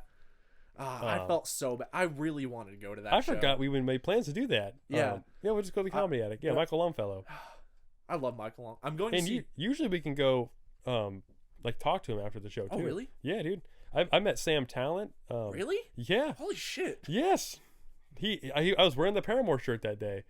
Yeah. Do you know who Laura Peak is? Yes, I do. Yeah, I met her, and she like her and I will like share DMs and stuff. Like she liked one of my Instagram Really? posts. Yeah, she's the coolest. I That's fucking love awesome. Laura Peak. And she was hilarious. Yeah. Who else? I met Mike Vecchione. I don't know who that is. He's like in like the New York scene. Oh, okay. I actually follow a lot of New York comics. Yeah.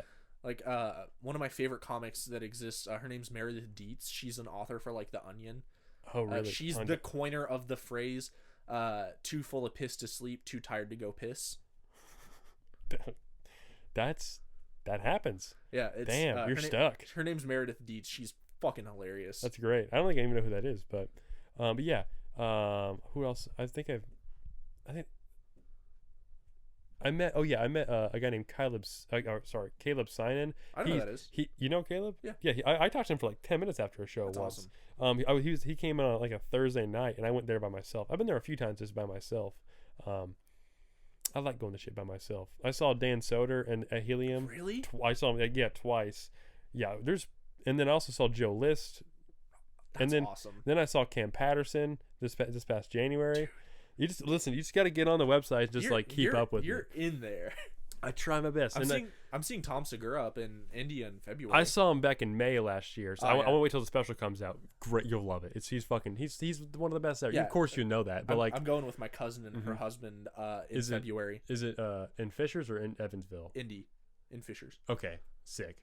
Because I'm really excited about it. I saw him in Cincinnati. Oh yeah, which was just this past. It was May 4th last year. Fantastic. Now I've been doing stand up like on Sunday nights at this bar called Hoppy Wobbles. But since we're not, where's Hoppy Wobbles? It's on the west side, so it's you know where Big Lots is at? Yeah. It's like there's like a strip beside it. Oh shit! Okay. I know it's just a small little tap room. Yeah. But since I'm 19, I have to leave right after. After my set's over. So you have to like straight out after your set? Pretty much. I can linger for a few minutes, but I have to pay my tab and leave. I get a Mountain Dew Baja Blast, can of Baja Blast every time. Have you ever had hard Baja Blast? I've not. The spiked ones are actually pretty good. I bet they are, but you can't even taste it. You can't. It's kind of like, have you ever had like a Smirnoff red, white, and blue ice? Yeah, like Rocket Pop. It's like hoppy fruit punch. It's like kind of hoppy Baja Blast. Okay, sick. It's not like bitter, but it has that like, is this alcohol kind of flavor? I don't drink too often. I don't either. I don't. I'm very new to it as well, but I don't drink alone because that's like a steep hill, and I don't have friends that I hang out with, so I just don't drink that often. Yeah. I usually was like the sober guy for a long time, but I have to be the sober guy at the bar because it's a problem that I be there sometimes. But I sign up last every time I go, so I can just watch the entire show, take as much away from everyone as possible. But it's I've only done 6 mics ever. I did 2 in Muncie because you saw the video on Instagram. Yeah. Then I did another one. It was actually a pretty solid set. It wasn't. I appreciate that, but like for the circumstance and conditions, I would agree with you. But I think it's more because like I was already friends with you. If I didn't know who you were, I would not have laughed at most of those. Well, there was no punchlines. I was just speaking up there. It wasn't even. But like being friends with you and knowing who you are, it was like entertaining. So I feel like because a comedian would see that and be like, that was, especially for that being one of your first sets ever. That was my first set. Was it your first set? Yeah, that's when I posted. Okay. I wasn't sure if it was like your first ever. I got canceled off rip, dude. Yeah, because those comments were fucking spicy. Yeah, those comments were. Ugh. Yeah. I made a vow to myself. I'm never going to talk about that on the podcast unless I make amends to the people who were involved. But maybe I can have them on the podcast once. But. Anyway, but yeah, so I've been doing stand up. But last week I was sick all weekend, so I didn't go. And then this weekend I have band stuff going on. So like I've been sitting at work with like my thoughts where I'm like, man, I really love comedy and I enjoy doing it, and writing's really fun. But I just don't. I'm like I can't like really, because in order to be successful with this, you have to throw your life at it. It takes a lot of effort, and a lot of effort and time and consistency and everything. And if I can't do that while also trying to be a full-time drummer. Yeah. And so. It's hard because I respect the craft so much. Yeah, I feel like if you're like a really amateur comic and you want to get into it, after you try it out a few times, if it's not fitting, especially if you like really respect comedy, you know. Yeah. If it's not something you can see yourself like throwing yourself at, like Right. You should respectfully get out of the way for people that are very serious about it. And very Yeah, and good at I'm it. kind of thinking that's the case right now but I also like, I think the way, here's what would make me happy is that if I get successful being a drummer and then I just like, You're already kind of successful as a drummer. well, I think I'm on track. You drummed for games we play, you know, for a song. Yeah, it did happen.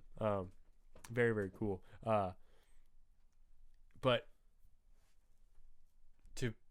to like get the ball rolling a lot, I have to be weekend warrior, all that shit, and so you have to show up to every open mic. Stand up would be, yeah, exactly, and so but I'm gonna do that with drums instead, and so I've also learned that I was also like really like stressing about writing jokes and getting sets prepared. That's stuff like they're like school projects, and I'm like, this isn't really healthy. It should be more fun this way. Yeah, it should be more natural. So here's what I want to do. I want to be like, I still want to like work on like being a funny guy, and this podcast for sure. The podcast I'll still do for sure. But with stand up, it's like I can't. I'm not in a place to do it yet. So, but I did start as a 19-year-old, and I take a lot of pride in that now. Just doing it. But I just don't think it's something that I can really pursue. And comedy is something I've wanted to try for a really long time. Like my family. Despite popular belief, I can be funny sometimes. I'm just too made me laugh a lot today. I'm too socially anxious to really like come into my element around people. Here's the thing: I had like this is a cozy environment, so I'm like, yeah, exactly. I'm a little more loose. I try to make it that way. Where there's a candle lit, I give you liquid death. You a comfy chair, footrest. You invited shoes me into are your off. home. Yeah, your brother called me a prostitute. Like it's just like home. Yeah. It's background when I walked in. You couldn't afford me. Luke's brother said, Luke, there's a prostitute or something for you here. And I said, you couldn't afford me. Yeah, that's how Max is. But yeah. But yes, but maybe if, I also have like a lot of formal training with drums. I've been doing it for so long now. You've been drumming for longer than most people have committed time to anything. Right, and so whenever I'm old, I'll be drumming for most of my life most of my life.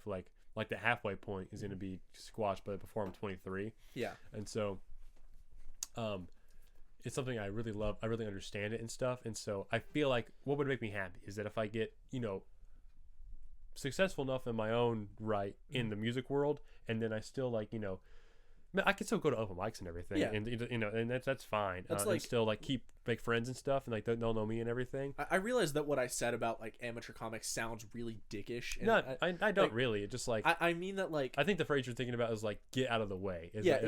You should at least be aware that you are in the way at some point. Yeah, it's a competitive thing. There's nothing wrong with going to an occasional open mic, but if you're there taking up the slot of people who are very good, very committed to the job, that's hungrier. That's when you become a problem. But naturally, you'll get pushed out of the way anyway. Yeah, you'll get pushed out of the way, but I feel like it's better for you to realize yourself than have other people do it for you. You know? I still want to get there's an open mic at the Comedy Attic, and if I get a set tight enough, that's like a big stage too. That's in terms of like literally stage wise, small as fuck. But it's like a club. It's like a nice it's a really cool venue to do. It's like a well-established comedy club that has like famous comics. Yeah, come through. Right. It's like nationally recognized. Pretty sure Ronnie Cheng went there like a ton of years ago. Patton Oswalt's going in March, and the tickets sold out in like a day. Sorry, holy fuck. Yeah, Ratatouille, dog. Like Remy from Ratatouille. That's awesome. Trying to think of anyone else that was huge that ran through. One of Nate Bargatze's guys, Aaron Weber, he's going through like later this month. I think it's the weekend of Valentine's Day. Oh, that's awesome. So I love going to the Comedy Attic and everything, and that bar that let me do stand up as great, but I can't even really take comedy seriously until I'm 21 because there's so many open mics at bars and all this stuff, and so I really just want to hone in on one thing and kind of focus. Because at the beginning of this year, I was like, I'm just going to be a guy, jack of all trades. Yeah. But what happens is that, like, I compare myself to, what was his name? Brendan Shoemaker. Do you know? Yeah, I know who that is. Yeah. He was a senior when I was a freshman. He was an asshole to me a lot. Yeah, his little sister Maya is my age. Yes, Maya's great, though. Well, she's our age. Yeah, I do was like in my grade. Yeah, I do like Maya. We both played cello together. Oh yeah, because she was in orchestra. She also did, but she did drumline with me as well. Yeah. Only for 1 year though. But anyway, Brennan never knew how to treat the young ones correctly, and it always pissed me off. He is truly like a savant for music, though. He plays, if there's an instrument, he can probably figure out how to play it. That's true. And he's one of the, like, when I compare music and comedy a lot in my brain, and so the thing about comedy is that there's for sure egos there, but it's a lot less than it is in music and stuff. I think, and I feel like people bring their, there's a much more of like a hangout, kind of a thing. With, I feel like that's also because comedy is so much more subjective than music. That's true as well. Like, if someone's a really good comic, it's harder to differentiate that from a really good musician. Yeah, exactly. Right. And so, yeah, because you can just like not find someone funny, but they sell out arenas. That's like, who is Amy Schumer? Yeah. There's a bunch of people that think she's a really good comic, and like those people are allowed to be wrong, but like I think the fact that she has such a following in and of itself kind of makes a point on how subjective it really is. Yeah, and I think she's more of like a symbol than anything too. Yeah, she's a symbol for like female comics. Right. But I also don't know. I didn't listen to a lot of her stuff. I think my parents had to go see her a while ago. It's not good. Yeah. But that's another like Ellen DeGeneres. She got her start off as a comic. She was a stand-up comic. She's funny as hell. She genuinely was very funny, and there were people that hated on her because she was a woman. Specifically a gay woman. Yeah, but I'm like, it wasn't because it was more because she was a fucking gay woman. It was at first it was because she was a woman. Then she came out as gay, and it was a whole thing. Right. Mm-hmm. But she's genuinely very funny, and she got diminished a lot. Yeah, but throughout her career because she also of that. like, still like ended made up it through though. Ended up being a terrible person, but like like. I mean, I don't know, Ellen. Have you seen all the things from like her mistreating the cast or the crew on the Ellen DeGeneres show? Yes, I have, but I think that just like articles and shit. I think it just gets to get clicks. I don't know. I feel like it's she wasn't like true. She wasn't like she didn't like Harvey Weinstein them or anything. I feel like it's partially true, partially exaggerated. Yeah, I think so. Yeah, for sure. You can be a slightly shitty person and also still be like respected and good at what you do. I agree. Yeah, but back to the Brendan Shoemaker thing. He my senior year, he was on the drum line with us, but he came to like maybe a third of the rehearsals because he was also doing soccer as the goalie. Yep. Or some, I don't know. Was he goalie? I don't know. Yeah, I don't know. He also did orchestra. But he also was the kicker on the football team. So he like, he got all these accolades for being like he wore a jersey while wearing a bass drum on the field, and he like had so many letters. I know it was insane, yeah, for sure, and fucking great bass player, like really good. He was just an asshole. He was absolutely like min-maxing his letter jacket. yeah, no kidding. Fucking too many chevrons, dude. Yeah. But my point is that he was trying to do all three of those things, and all of them suffered because of it. Yeah. And so, podcasting and music are completely separate things. Those can, plus they can support one another. This is also just like a hobby. Exactly. I'm not being paid to do that. I can do this whenever I want. It's not room. monetized. Yeah. Chili's in Martinsville, if you want to sponsor Mama's Garage. Yeah. That's fun. But I could say like, oh, sponsored by Tinted Plates, which is just my band. Yeah. I always forget that you actually like have a band now. Yeah, but it's just so removed. We're trying to play in Bloomington, so there'll be local shows. Aren't they based up in like Ball State area? Ball State, though? yep. Mm-hmm. Isn't that where Jude goes? Yep. Well, Jude went there for a while. He's not going there now, but I don't want to speak on behalf of him and stuff. But yeah, he definitely was there whenever I got in the band because he's the one that kind of recruited me, and very thankful for that. I was always like peripherally aware of him because he played violin in orchestra. He had a huge glow up after he graduated. Big time, yeah. Mustache and shit. Huge glow up. I knew him in 6th and 7th grade. Well, he also knew me back then too. We were just a bunch of ugly little dorks. Now we're rock stars. Fucking rock stars. You guys are good too. Like I really like your music. Yeah, we're working on. We have several unreleased tracks that are. We recorded the drums for like about a month ago. More like 2-3 weeks ago. Whatever. Earlier this month. And I'm really excited about that. I worked really hard on all those songs, and we're just baking up some more ones. And then basically how it works. I love how we can use technology these days, because what happens is that we just. Avery's one as our frontman, and he just does a lot of the recording and everything, and a lot of the writing. But he'll like just record shit in his apartment studio he has, and then just send us like a Google Drive that we all have access to, and then I just throw that shit over my ears and throw my ideas over it, and then I have that shit locked and loaded in my brain. Yeah. Then we just go and put it all together on like through like Logic Pro. You don't have to be like together to record. Exactly. Yeah, we can work remotely. It's great, and so it's still like a 2-hour drive. You guys should be one of those indie bands that makes a song and it's like 7 different CDs, and each CD is like one part of it. That'd be fun. CD. If 20 years ago, it'd be great. Fucking VHS tape band. That'd be fun. I love the idea of like having shit like something completely offline, like and have it just be like a that's word what of I mean, mouth like thing. Super underground. Yes. Like you just know what you know about this. For band. this you one, can't. Each CD is like one instrumental for the album. Like one is your drums, one is bass, one is guitar, and you have to play them all at the same time. Stems. That'd be kind of cool. You have to play all of them at the same time to listen to the songs. That's a funny idea. You'd have 7 different versions to play. Yeah. It'd be like a listening party. Your guys' music it kind of reminds me of one of my favorite bands. It's called Buddha Trixie. Buddha Trixie. Fucking love them. The way I describe them to people that have never listened to them before is like a Midwest emo band, but their parents are still together. Okay. All right. I really fuck with Buddha Trixie. I didn't find them Trixie. until like pretty recently. Huh. I found them on Instagram because their marketing strategy is they just run like a killer meme page and play their music on all of their posts. That's really fucking and then smart. At the last slide is usually like, these are our tour dates, or come listen to Buddha Trixie on Spotify or something.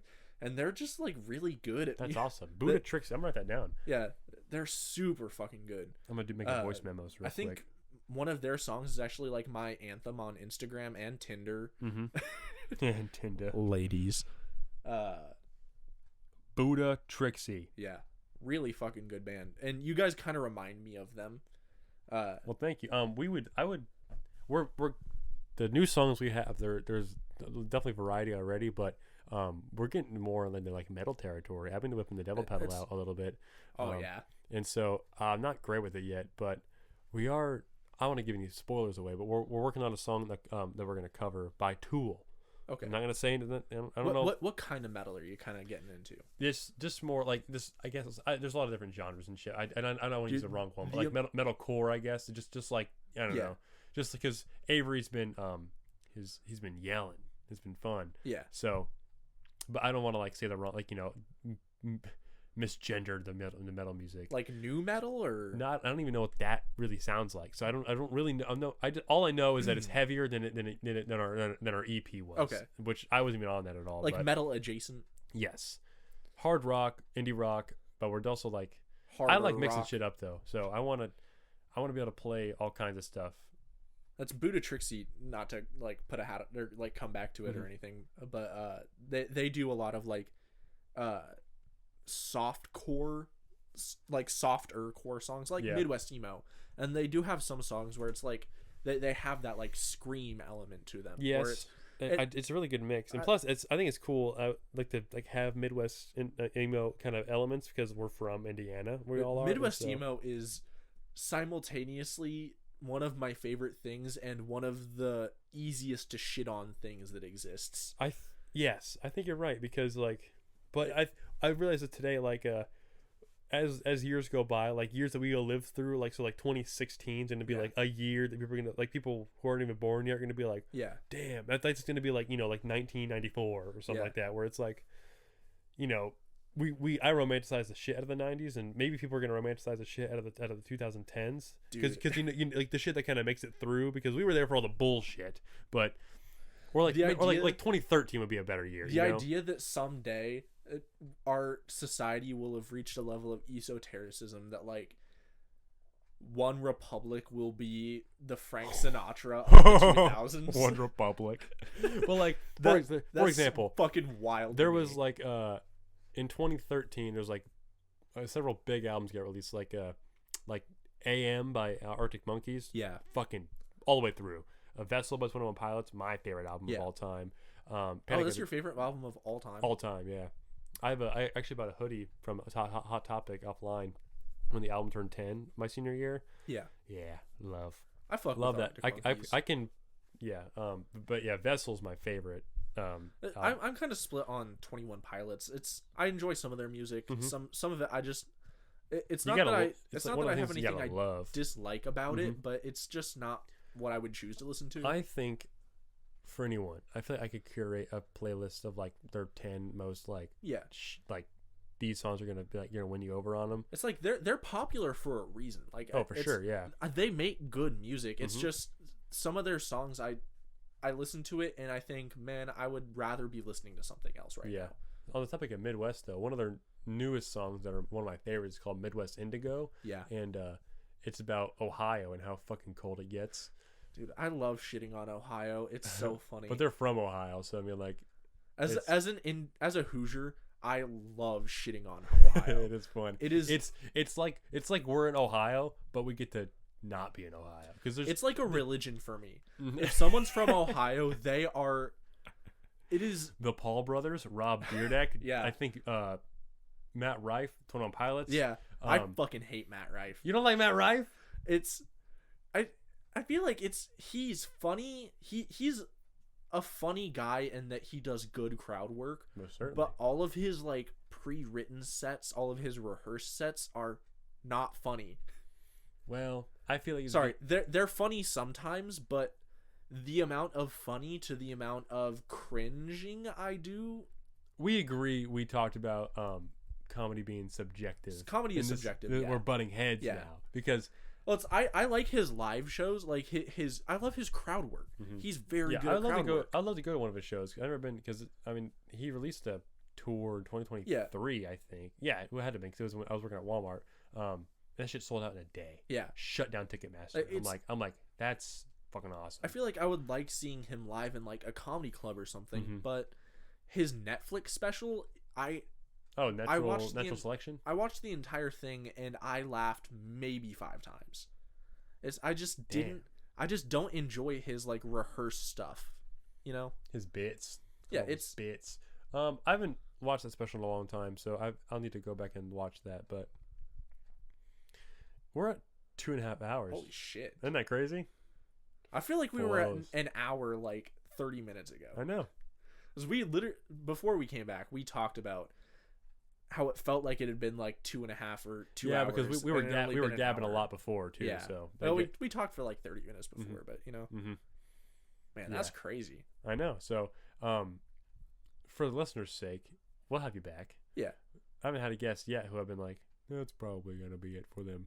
You're for sure gonna be this is to just pump out episodes, and then I'll start putting like like part whatever after everyone's Well, you other got to get episodes. the people that want to be on through before you Yeah, get I'm working through the guest. How many did you get for that? I think I got I'll show you the spreadsheet real quick. I think I got 13 maybe. That's awesome.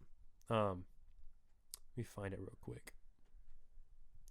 Mama's Garage. I kind of filled it out as a joke, and then you ended up reaching out about it, and I was like, "Holy shit, he was serious." because it got all sent to a spreadsheet, and then I have it all color coded from people who.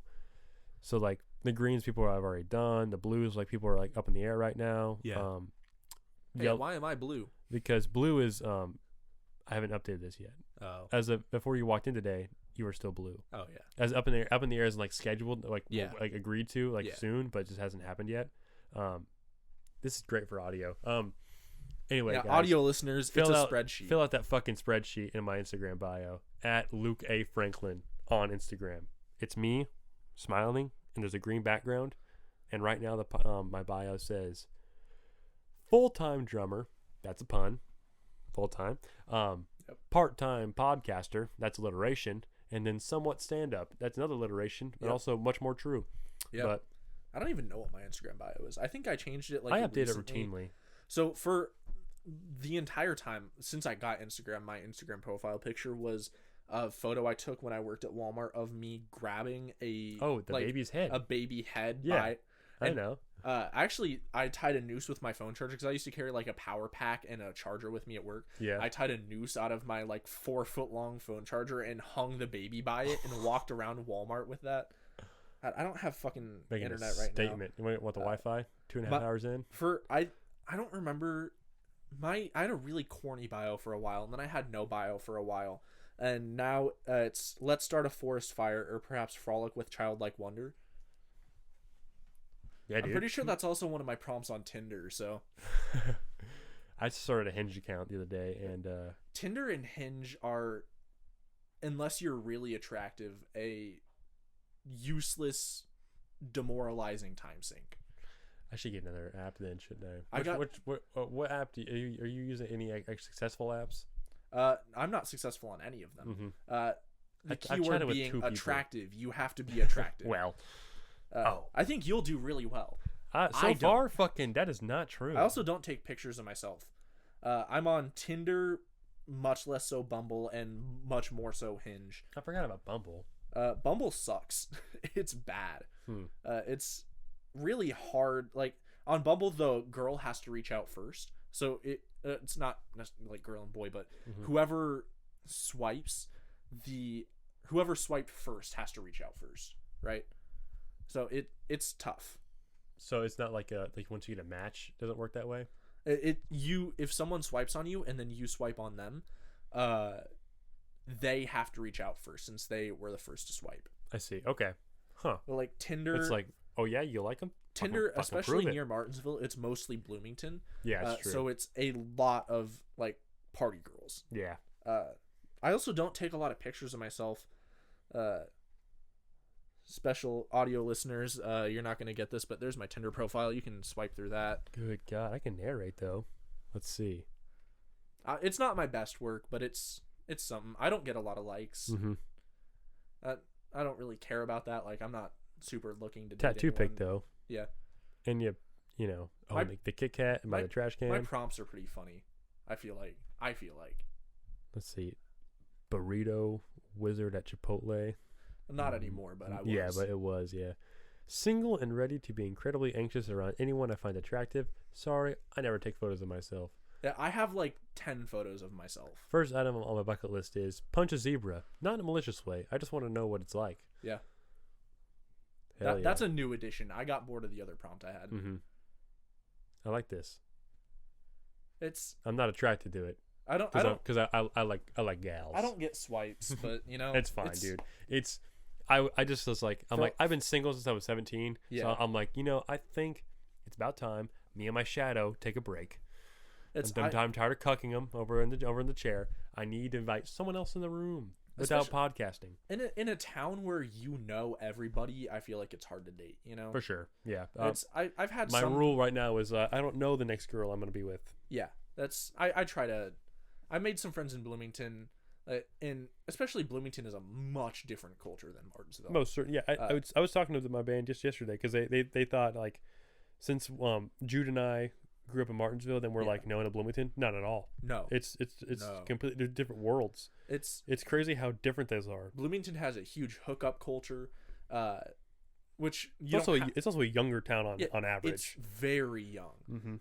It's also everybody and their fucking brother smokes weed and drinks every day. Yeah, dude.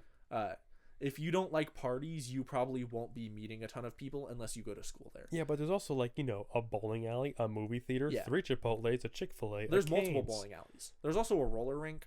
Where's that at? It's over on West 17th Street. Okay. When you're going in on I've been to one in Franklin. When you're going in on College, turn right by Scholars Rock and follow it, and there's a roller rink down there. Okay. I feel like you spent more time at Bloomington than I for sure have. I just go there to hang out a lot. And then, all of my friends live there, so I go down there a lot. Yeah, dude. But you just hop right on the highway. Yeah, you're right there. Hop right on the highway, and I'm there. It's like 20 minutes, Easy. If I'm speeding, 15, but... Oh, well. If you want to go... I saw someone get pulled over the other night leaving there. I've gotten 2 speeding tickets on my way to Bloomington. Shit. Both of them on my way to work. Fuck. That's a terrible day, too. Yeah, it's... They were, 4 months apart, but, I'll tell my little story about a speeding ticket, and then we'll probably have to hop off because we're at 2:37. Holy shit. Sorry, audio listeners. No, you're fine. I mean, I enjoy long podcasts, and they're there for those who do. And if those who don't want to, they can just turn it off. It's fine. Yesterday's episode, 40 minutes. Yeah, that's right. Check out, but that it was 5 days ago episode by the time this is going to be out. But what I digress. Whatever. I haven't even promoted that yet. But anyway, we're filming this Thursday, January 30th. We started at 6 p.m. My social security number is 315. I almost said my social security number to be funny, but this is not worth it. What are the last four of yours? 7311. 0452. Beep boop beep boop. Yeah. So I got a speeding ticket over a year ago. It was January 2nd, 2024. My buddy Reese and I, we were leaving the movie theater in Indianapolis. We saw Poor Things, which won a bunch of Oscars. I think it won 4 Oscars. Yeah. Very nice. Emma Stone's great. Willem Love Emma Dafoe, Stone. great. Who else is in that? Whatever. I think Jesse Plemons. Probably not. I think he was in the other. Oh, it doesn't fucking matter. We left the movies, and I was the only person on the highway, besides the cop I later discovered. And I was going 81, cruising in the Hammer Lane, trying to get the fuck home. I was on tired. 465? Just on 69. Oh, really? Like going like through. You don't get pulled over on 465. The speed limit's however fast you're going. Yeah. Plus, it's usually just fucking full of people, so Yeah. it's hard to manage all that. Where do you even pull over on 465? It's crazy. With all the construction in dirt. Yeah, dude. But I was hauling ass, and there's no one on the highway. So I was like, if any time to speed at all, it's now. Yeah. But that made me just easy bait. Yeah. For the cop, and so I'm going, and then I see these bright ass fucking LED lights show up over behind me. I'm like, oh well, whatever. And then they get closer to me, and they're right in my ass. I'm like, Yep. I'm sorry, is 85 not fucking quick enough for you? Yeah. So I go and brake check this motherfucker. And lets you up. Well, after a while, but my Reese has been pulled over plenty of times. He was like, I bet that's a cop. And I was like, oh, fuck.